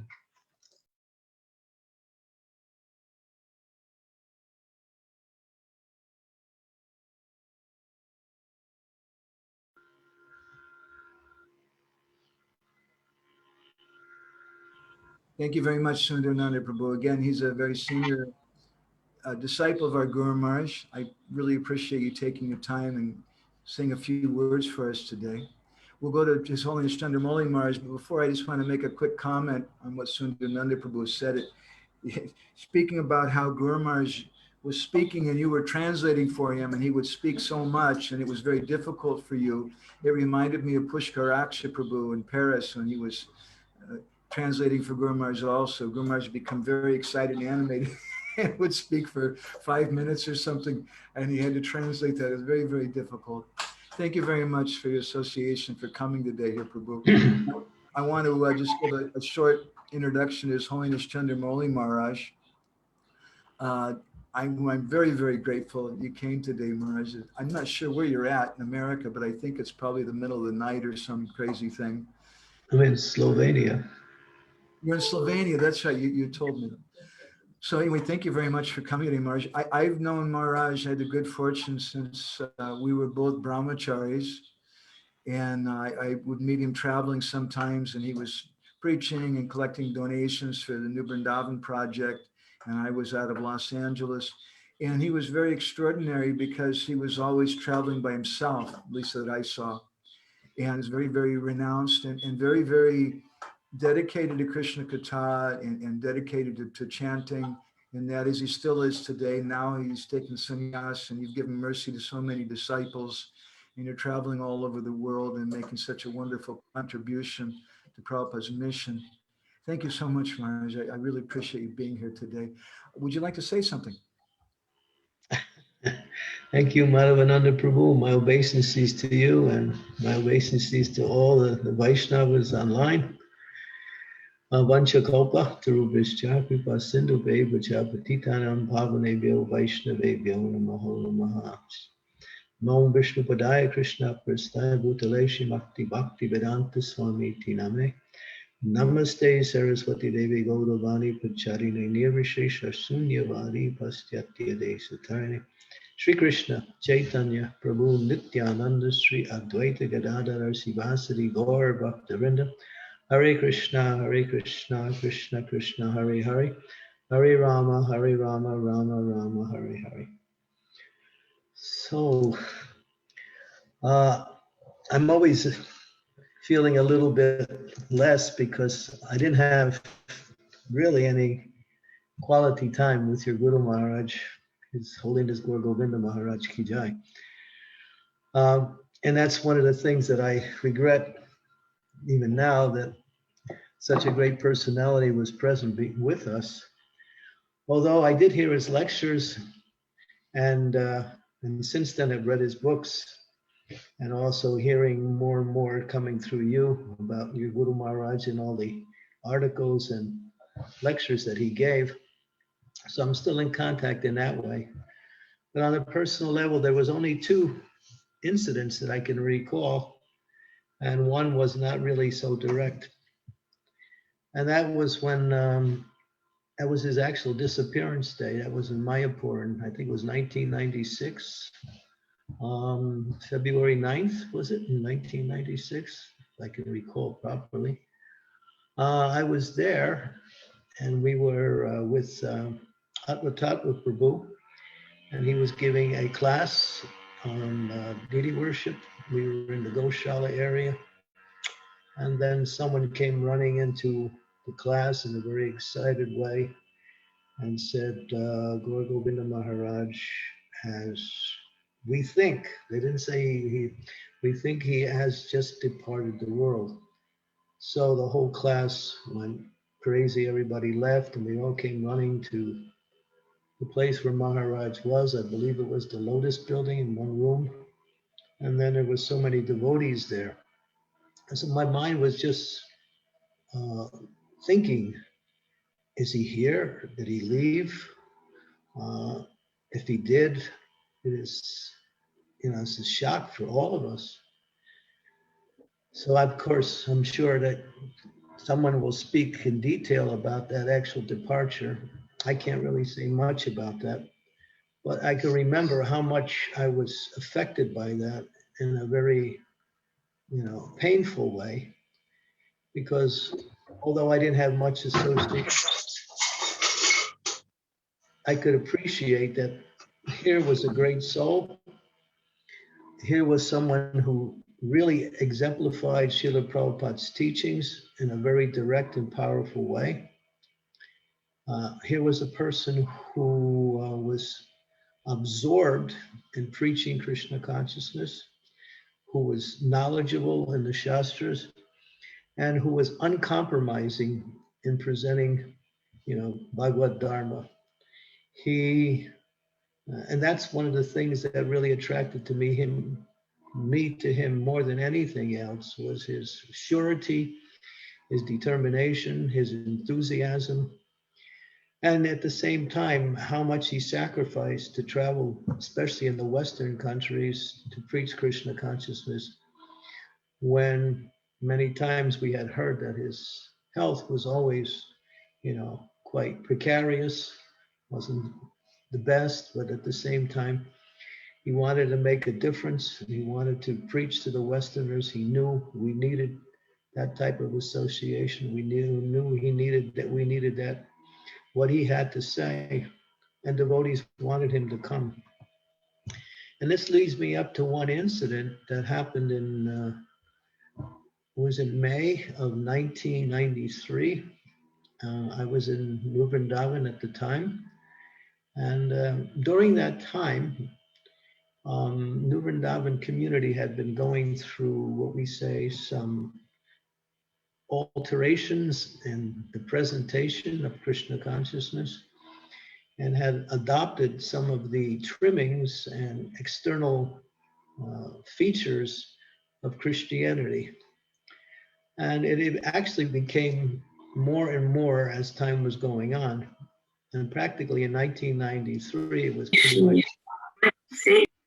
full-blown how much we had adopted a combination of Krishna conscious philosophy and practice along with Christianity's presentations in terms of dress, songs, and just names. And so Gour Govinda Maharaj came at that time. I think this was my first and really only real connection with him when I was really there with him in the same environment. So I sat there eager to hear. And he came with some devotees. And there was a nice introduction. All the devotees from New Vrindavan came into the temple room. Maharaj sat there. And everyone was so eager to hear. And then he was speaking on Chaitanya Leela for quite a while. And then at one point, something happened that changed the whole mood. And it was something he said, and it was something he referred to in Chaitanya Charitamrita, where within one pastime, we hear that Mukunda comes up to Sri Chaitanya Mahaprabhu and says, my dear Lord, Brahmananda Bharati has come to meet you. Should I call him? Lord Chaitanya said, no, actually Brahmananda Bharti is my spiritual master. We should go to meet him. So Lord Chaitanya with Mukunda and a few devotees came to see. Now, normally Chaitanya Mahaprabhu would offer his obeisances to Brahmananda Bharti because he considered his Brahmananda Bharti his spiritual master. But when he noticed that Brahmananda Bharti was wearing a deer skin, the Lord became, as it's mentioned, extremely or very unhappy, very unhappy. And then he turned to Mukunda and said, I don't see Brahmananda Bharti. Where is Brahmananda Bharti? And as we were listening to this particular pastime, we were starting to get an idea what Maharaj was saying. And of course, the devotees had been wearing Christian robes, and we were sitting there in front of Maharaj, dressed, some of us were dressed in dhotis, most of us were dressed in Christian style robes. So Maharaj wanted to make a point that Chaitanya Mahaprabhu, took issue with Brahmananda Bharti for wearing deerskin. So he didn't approve of that. So Maharaj was saying that actually, what is the reason why you are changing your dress to the traditional, as Srila Prabhupada gave us, dhotis, kurtas, like that? What are you trying to prove? What example are you showing? But the way he said it very respectfully to the devotees, but very straightforward. And then everyone got the idea, oh, Maharaj is taking issue with our Christian robes. And that created, for some who were very, very, what we say, fixed on Kirtananda's, Swami's alterations, they considered that to be practically sacrilegious. How could Maharaj come in and find fault with what we're doing here? We're not interested in hearing that. So some devotees left the class. Others, we could see, were no longer interested in hearing. Maharaj continued to go on, and after some time, and then he stayed there for a few days, and then there was a lot of little group discussions thinking, well, how should we understand this? What should we do? Some people agreed with Maharaj and others didn't. So it caused a kind of a situation where devotees were discussing how should we react to that. And but what the most important thing is that Maharaj was not intimidated by how, when something is not according to Srila Prabhupada's presentation of Krishna consciousness, he would speak out. And I think we have examples for devotees in Krishna consciousness that Maharaj was very direct, very straightforward, very compassionate at the same time, but not uncompromising.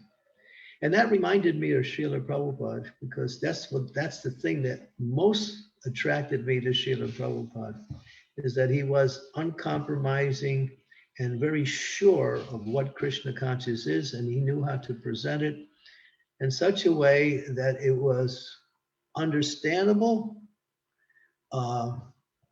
complete, and at the same time, it really made a difference when you heard it, because you understood, yes, because of his purity, because of his surety, because of his understanding, this is the correct way. So I also saw that in Gour Govinda Maharaj.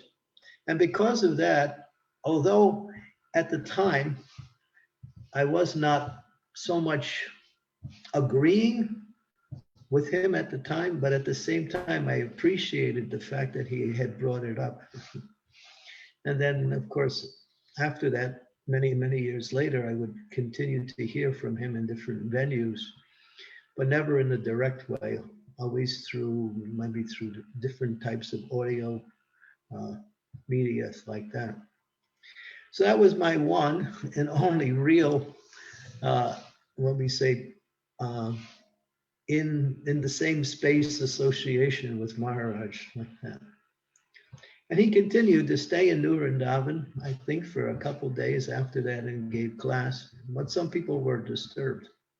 But it was good because later on we understood as time went on, all these changes, which were obviously deviations, really came to the forefront, and then everything was recognized and again removed, and everything came back to Srila Prabhupada's standard in both the externals and in the practice itself.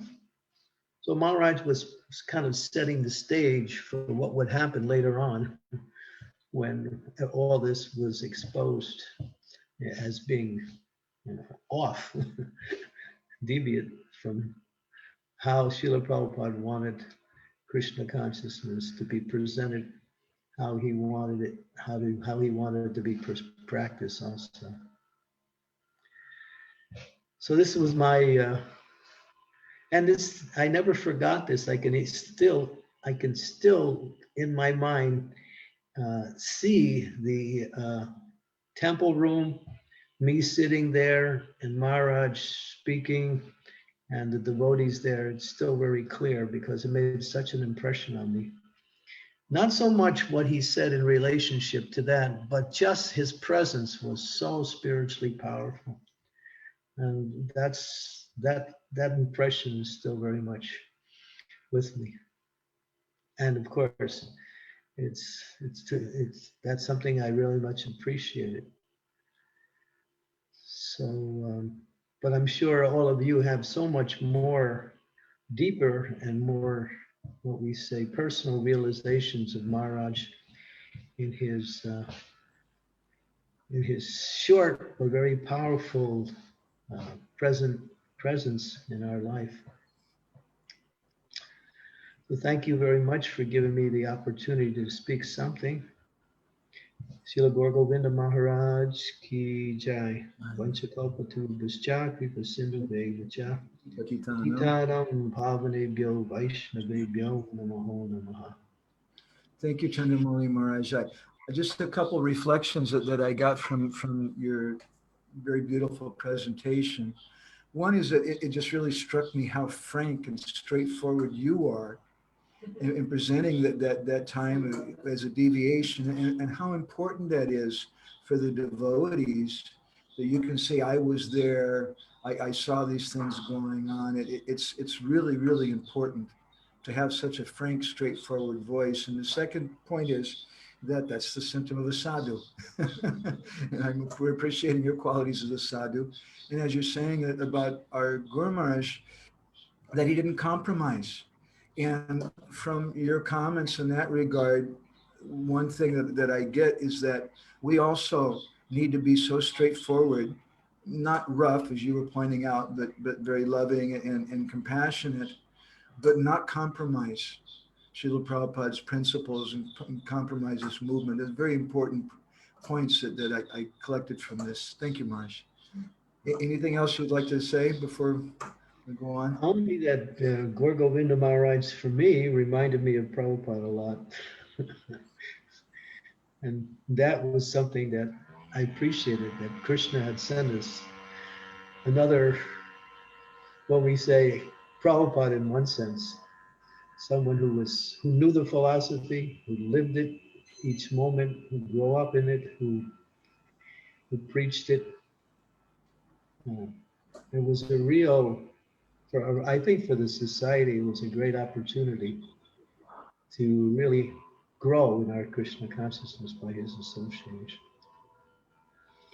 And I'm sure somebody will speak about his disappearance, which really is indicated of his spiritual, power, his spiritual elevation.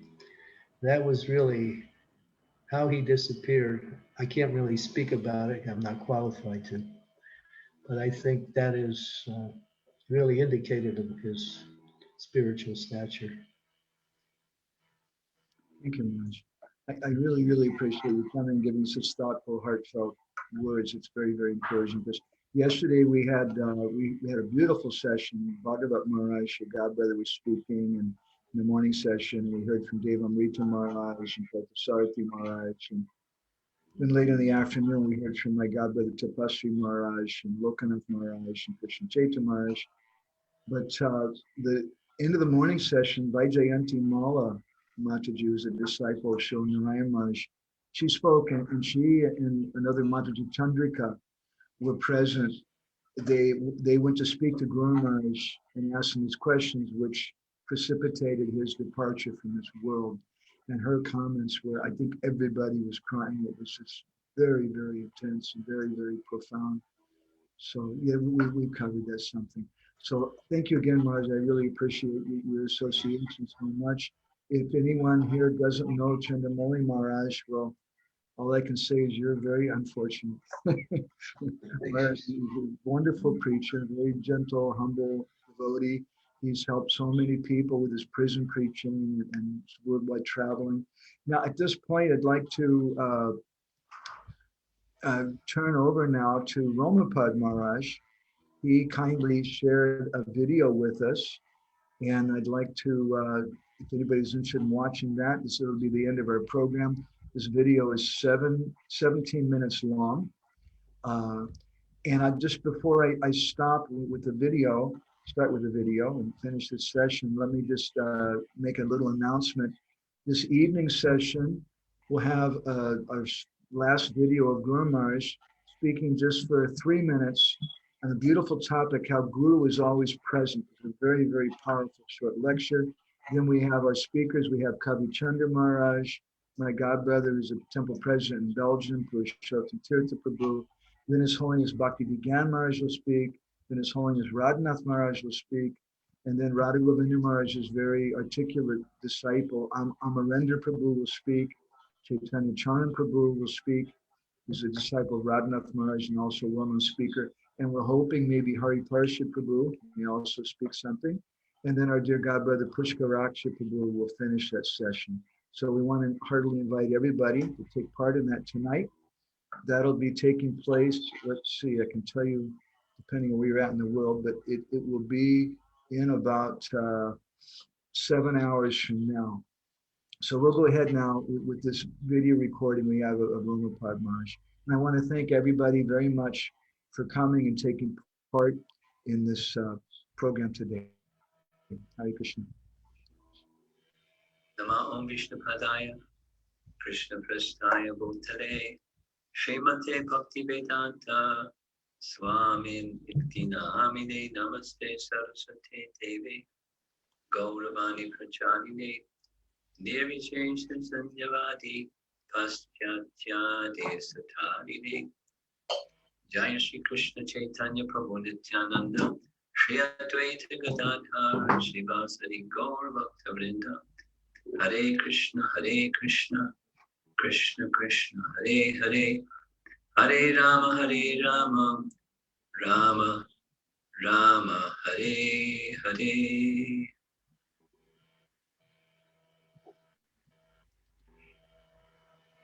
It hardly seems possible that 25 years ago marks the date of Gour Govinda Maharaj's passing. I was in Mayapur at the time. His room was just 2 floors above where I was staying. And the event was quite a shock for the whole of Mayapur, and I'm sure the whole of ISKCON as well. Given the time constraints that have been allotted to me to speak, I thought it would be most meaningful to the audience that I speak about the opportunities I had to associate with Srila Gour Govinda Maharaj. The first of those opportunities was in Bhubaneswar when Bhagavat Prabhu, who had been in New York for some time, later serving Gour Govinda Maharaj in the very, very, very beginning stage. When we went to see where the temple property was, I was in a bit of a state of shock, because in all directions was empty fields, agricultural land, and a fence, little simple fence surrounding the ISKCON property, and a little hut, if my memory serves me right, a little grass hut, a little dwelling place, cottage, where Gour Govinda Maharaj was doing his service of translating Srila Prabhupada's books into the local language. A service that he was certainly qualified to do and was relishing doing, and was a great service to our founder Acharya because of his erudition, his command of both English and the local language. There was no temple, there was just a grass hut and a boundary wall or a boundary fence. Very, very, very simple and fully devoted. And of course, from devotion and service comes fruits. And in course of time, so much evolved over time by his service to His Divine Grace, the Prabhupada. And the other principal opportunity that I had for his association was in New York, because Gour Govinda Maharaj would regularly come, several times came when I was there, to visit New York City and give classes. And of course, I was similarly surprised and attracted to the style of his speaking, as you all know, because you're his disciples and followers.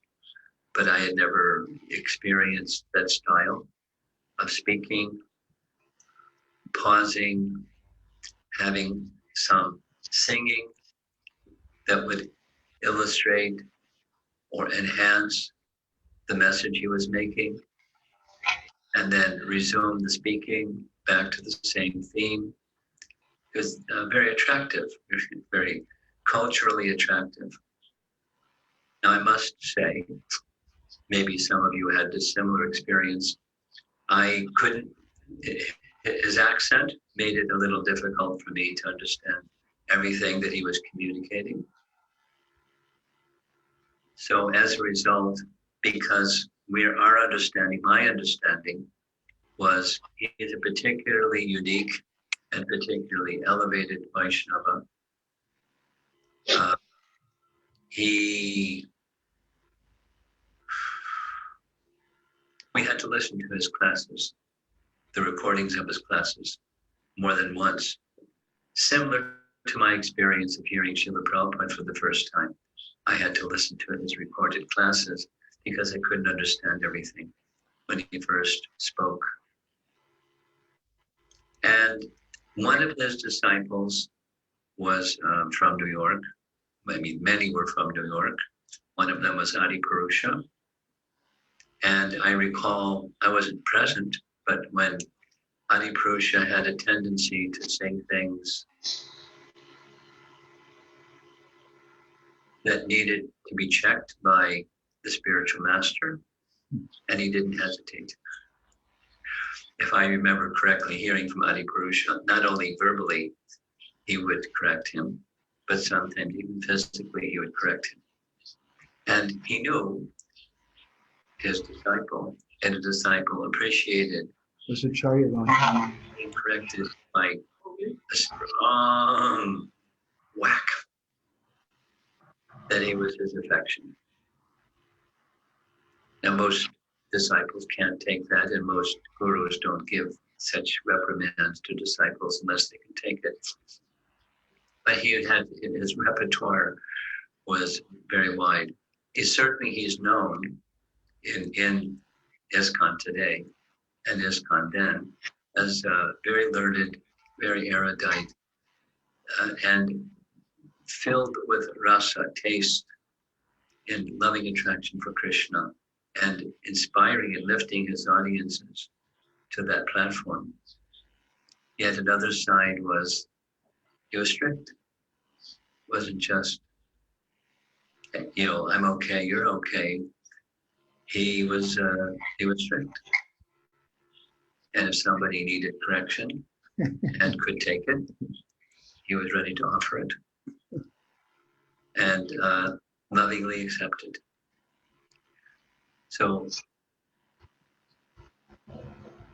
I think one final thing, because I understand what Madhavananda was asking of me. I think, this is my opinion, I think that what he was offering, the teachings that he was offering, was perhaps ahead of his time, meaning whether ISKCON in those days were ready to receive what he was offering is a little different than today. I believe that more devotees today are reading his writings and hearing his recorded lectures and relishing more because of a little bit of more maturity in our Hare Krishna movement today than during the time that he was speaking. So I look forward to having association with more devotees who have heard from Srila Gour Govinda Maharaj and have a deep affection for him and understanding of his mood and his message. So that's what I'd like to share with all of you. Hare Krishna. Srila Gour Govinda Maharaj ki jai. And Srila Prabhupada ki jai. Hare Krishna. Unfortunately, he couldn't be online with us here today, but I'm very grateful for Romapada Maharaja taking some of his very busy time out to share this with us. So again, I'd like to encourage everybody to take part in the session tonight, which is in about 7 hours. And tonight we have an all-star list of persons, including Kavi Chandra Maharaj, Bhakti Vigyan Maharaj, Radhanath Maharaj, and some other of our God brothers and friends who will be speaking. And thank you again to Chandramauli Maharaj and Niranjana Maharaj and Giriraja Maharaja and Srila Prabhu and all the wonderful devotees who've been taking part today. One of the things that for me, doing something like this, one of the purposes I do is I want to have a Sangha. A Sangha doesn't just mean that we're all supposed to go to Mangal Artik and that's a Sangha, but a Sangha means something where everybody is close to the heart. And that comes when there's some, as what Krishna calls Parasprana Katanam, when there's some back and forth between the devotees. And so accomplishing that today and hearing from the hearts of so many different Vaishnavas, it's very, very pleasing. And thank you all very much.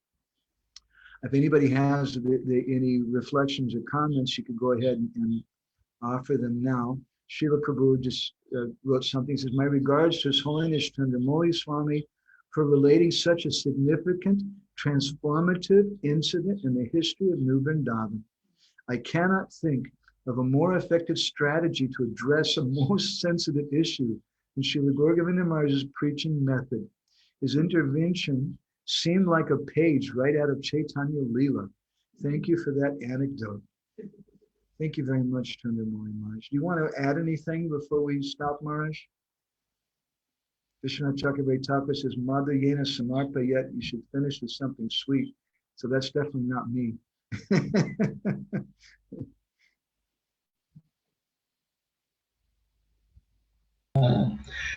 Oh, wow, what Srila said is just pretty much right on in terms of, it was like a page out of Chaitanya Leela happening right in front of our eyes. I was just thinking, as we were hearing the qualities of Gour Govinda Maharaj and his, what we say, direct and very, what we sadhu-like preaching, cutting through all the nonsense, it's also quite indicative of how Krishna wanted us to understand him, maybe in remembering him, because he left on the day of the appearance day of Bhakti Siddhanta Saraswati. So that was also indicated because Bhakti Siddhanta Saraswati was known as Lion Guru. I thought that's a nice, how Krishna arranged that so nicely. Thank you, Maharaj. And thank you again for Srila Prabhu. Who I just asked you on mute. You can make some comments if you want to unmute yourself. I'm just really touched. You've taken part, I think, in both sessions yesterday, at least one of them. And you're a busy person, I know. And for those of you who don't know Srila Prabhu, I'm going to get something wrong. Please forgive me, but you're a counselor, some kind. He's like a sociologist, very, very expert in social dealings. I just really appreciate your heartfelt thoughts and your participation. I just want to thank you. Yeah, I'm a psychotherapist, so I try to be a good, do reflective listening. Yeah, it's a good quality to hear from sadhus and reflect back like a moon, right? So I also, like so many of us, had such not enough association with Srila Gour Govinda Maharaj, and I just a few incidents over the time. I remember when Bhagwat Maharaj was in Bhuvaneshwar, and we heard about, I think maybe it was through Romapada Maharaj that we heard, oh yes, this Bhagwat Maharaj is doing such austerity, staying with Gour Govinda Maharaj. So it was so phenomenal. And I just wanted also to appreciate Bhagwat Maharaj's good fortune to be the protege to Maharaj for so many years, staying there with him like an intern. And I can't imagine a greater fortune. And there's a beautiful picture, maybe you've seen it, of Bhagwat Maharaj with Gour Govinda Maharaj, the two disciples right in front of him.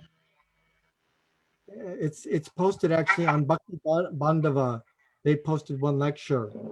If you, what is that lecture? It's, anyway, I can't remember. You'll have to look. I took a few photos of them together, both in Orlando, Florida, and Atlanta, Georgia. I was traveling with Guru Maharaj. It might be one of those pictures. I don't know. And I just want to give a quick thing, because Srila Maharaj, she spoke so powerfully, but also very simply. And he spoke, his verses were like the shlokas were the verses of Narottam Das Thakur and all these bhajans we have. And he spoke them with that mood, that bhav, feeling, deep feeling. And so there's two things that come to mind. So Prabhupada said, when you want to test to see if a pot of rice is done, how do you do it, right? You take one grain, a few grains, and you pinch them in your fingers.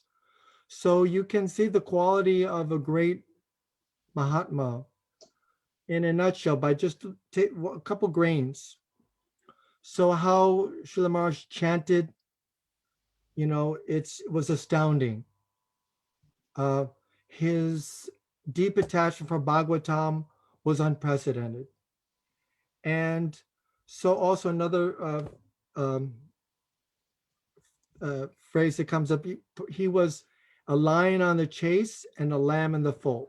So I'll just say this little incident. It was everything with Srila Maharaj was so personal and impactful. So at the time, it was in 90, you can tell the year 92, I think, he came to Berlin, just passing through. And I was actually staying in Harikesh Maharaj's quarters. I was Harikesh Maharaj's, I had some service there for the BBT. And as a godbrother, he allowed me to stay there. And then unannounced, Srila Gour Govinda Maharaj came in with his servant. And of course, he was going to stay in Harikesh Maharaj's quarters. And of course, I just, okay, I'm going to need to pack up and go here. I can find a place in the Brahmacharya ashram. There's no difficulty. But then so first his servant came in with his luggage and said, oh, Gour Govinda Maharaj is here. So I decided I had to do some quick packing. And then Gour Govinda came in the room and he said, oh, Srila Prabhu, you are my godbrother. She said, why don't you stay with me? And it was just a small room, and he really meant it. This is the point. He was disarmingly humble. His humility was just, I cry today when I think about it. And of course I said, no, Maharaj, you can stay. I'll find a place. But I sometimes think maybe I should have stayed with him. I would have changed my life forever. So maybe a little, how to say, greed for the sadhus. Sometimes it may not always seem appropriate, but that greed is really the key. And but in my all honesty, I was not qualified to associate with him in such an intimate, close quarters. But his humility was such, he was lion in the chase, lamb in the fold. He was a true devotee, however you saw him, however you experienced him, an extraordinary devotee. And Bhava Bhakta, even at the time, this is, I had the opportunity to associate with many great Gaudiya saints. And one other thing, his chuckle, he laughs. I call it a chuckle. And it's extraordinary. It's extraordinary.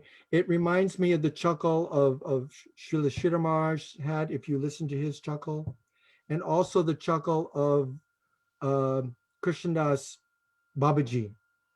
There's some tapes of him, a few tapes. I think Govinda Maharaj, Bibi Govinda Maharaj had them. But it's this signature chuckle that he's talking, but it's coming from a deep place, from another world. He's just in bliss. He's ecstatic. So he's a Bhava Bhakta. So that's my humble estimation. This is all spontaneous. I just asked Yeah. you By the way, part of my job, I do emergency psychiatric evaluations. I have a few minutes to determine whether you're a threat to yourself or someone else or gravely disabled. And I have to make that decision. So, I'm not going to say I have spiritual ability to assess someone, but still the descriptions are there in Shastra.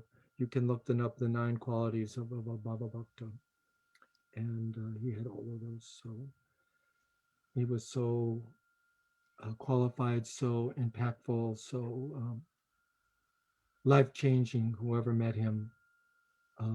And it's all our greatest regret we couldn't have more of this association.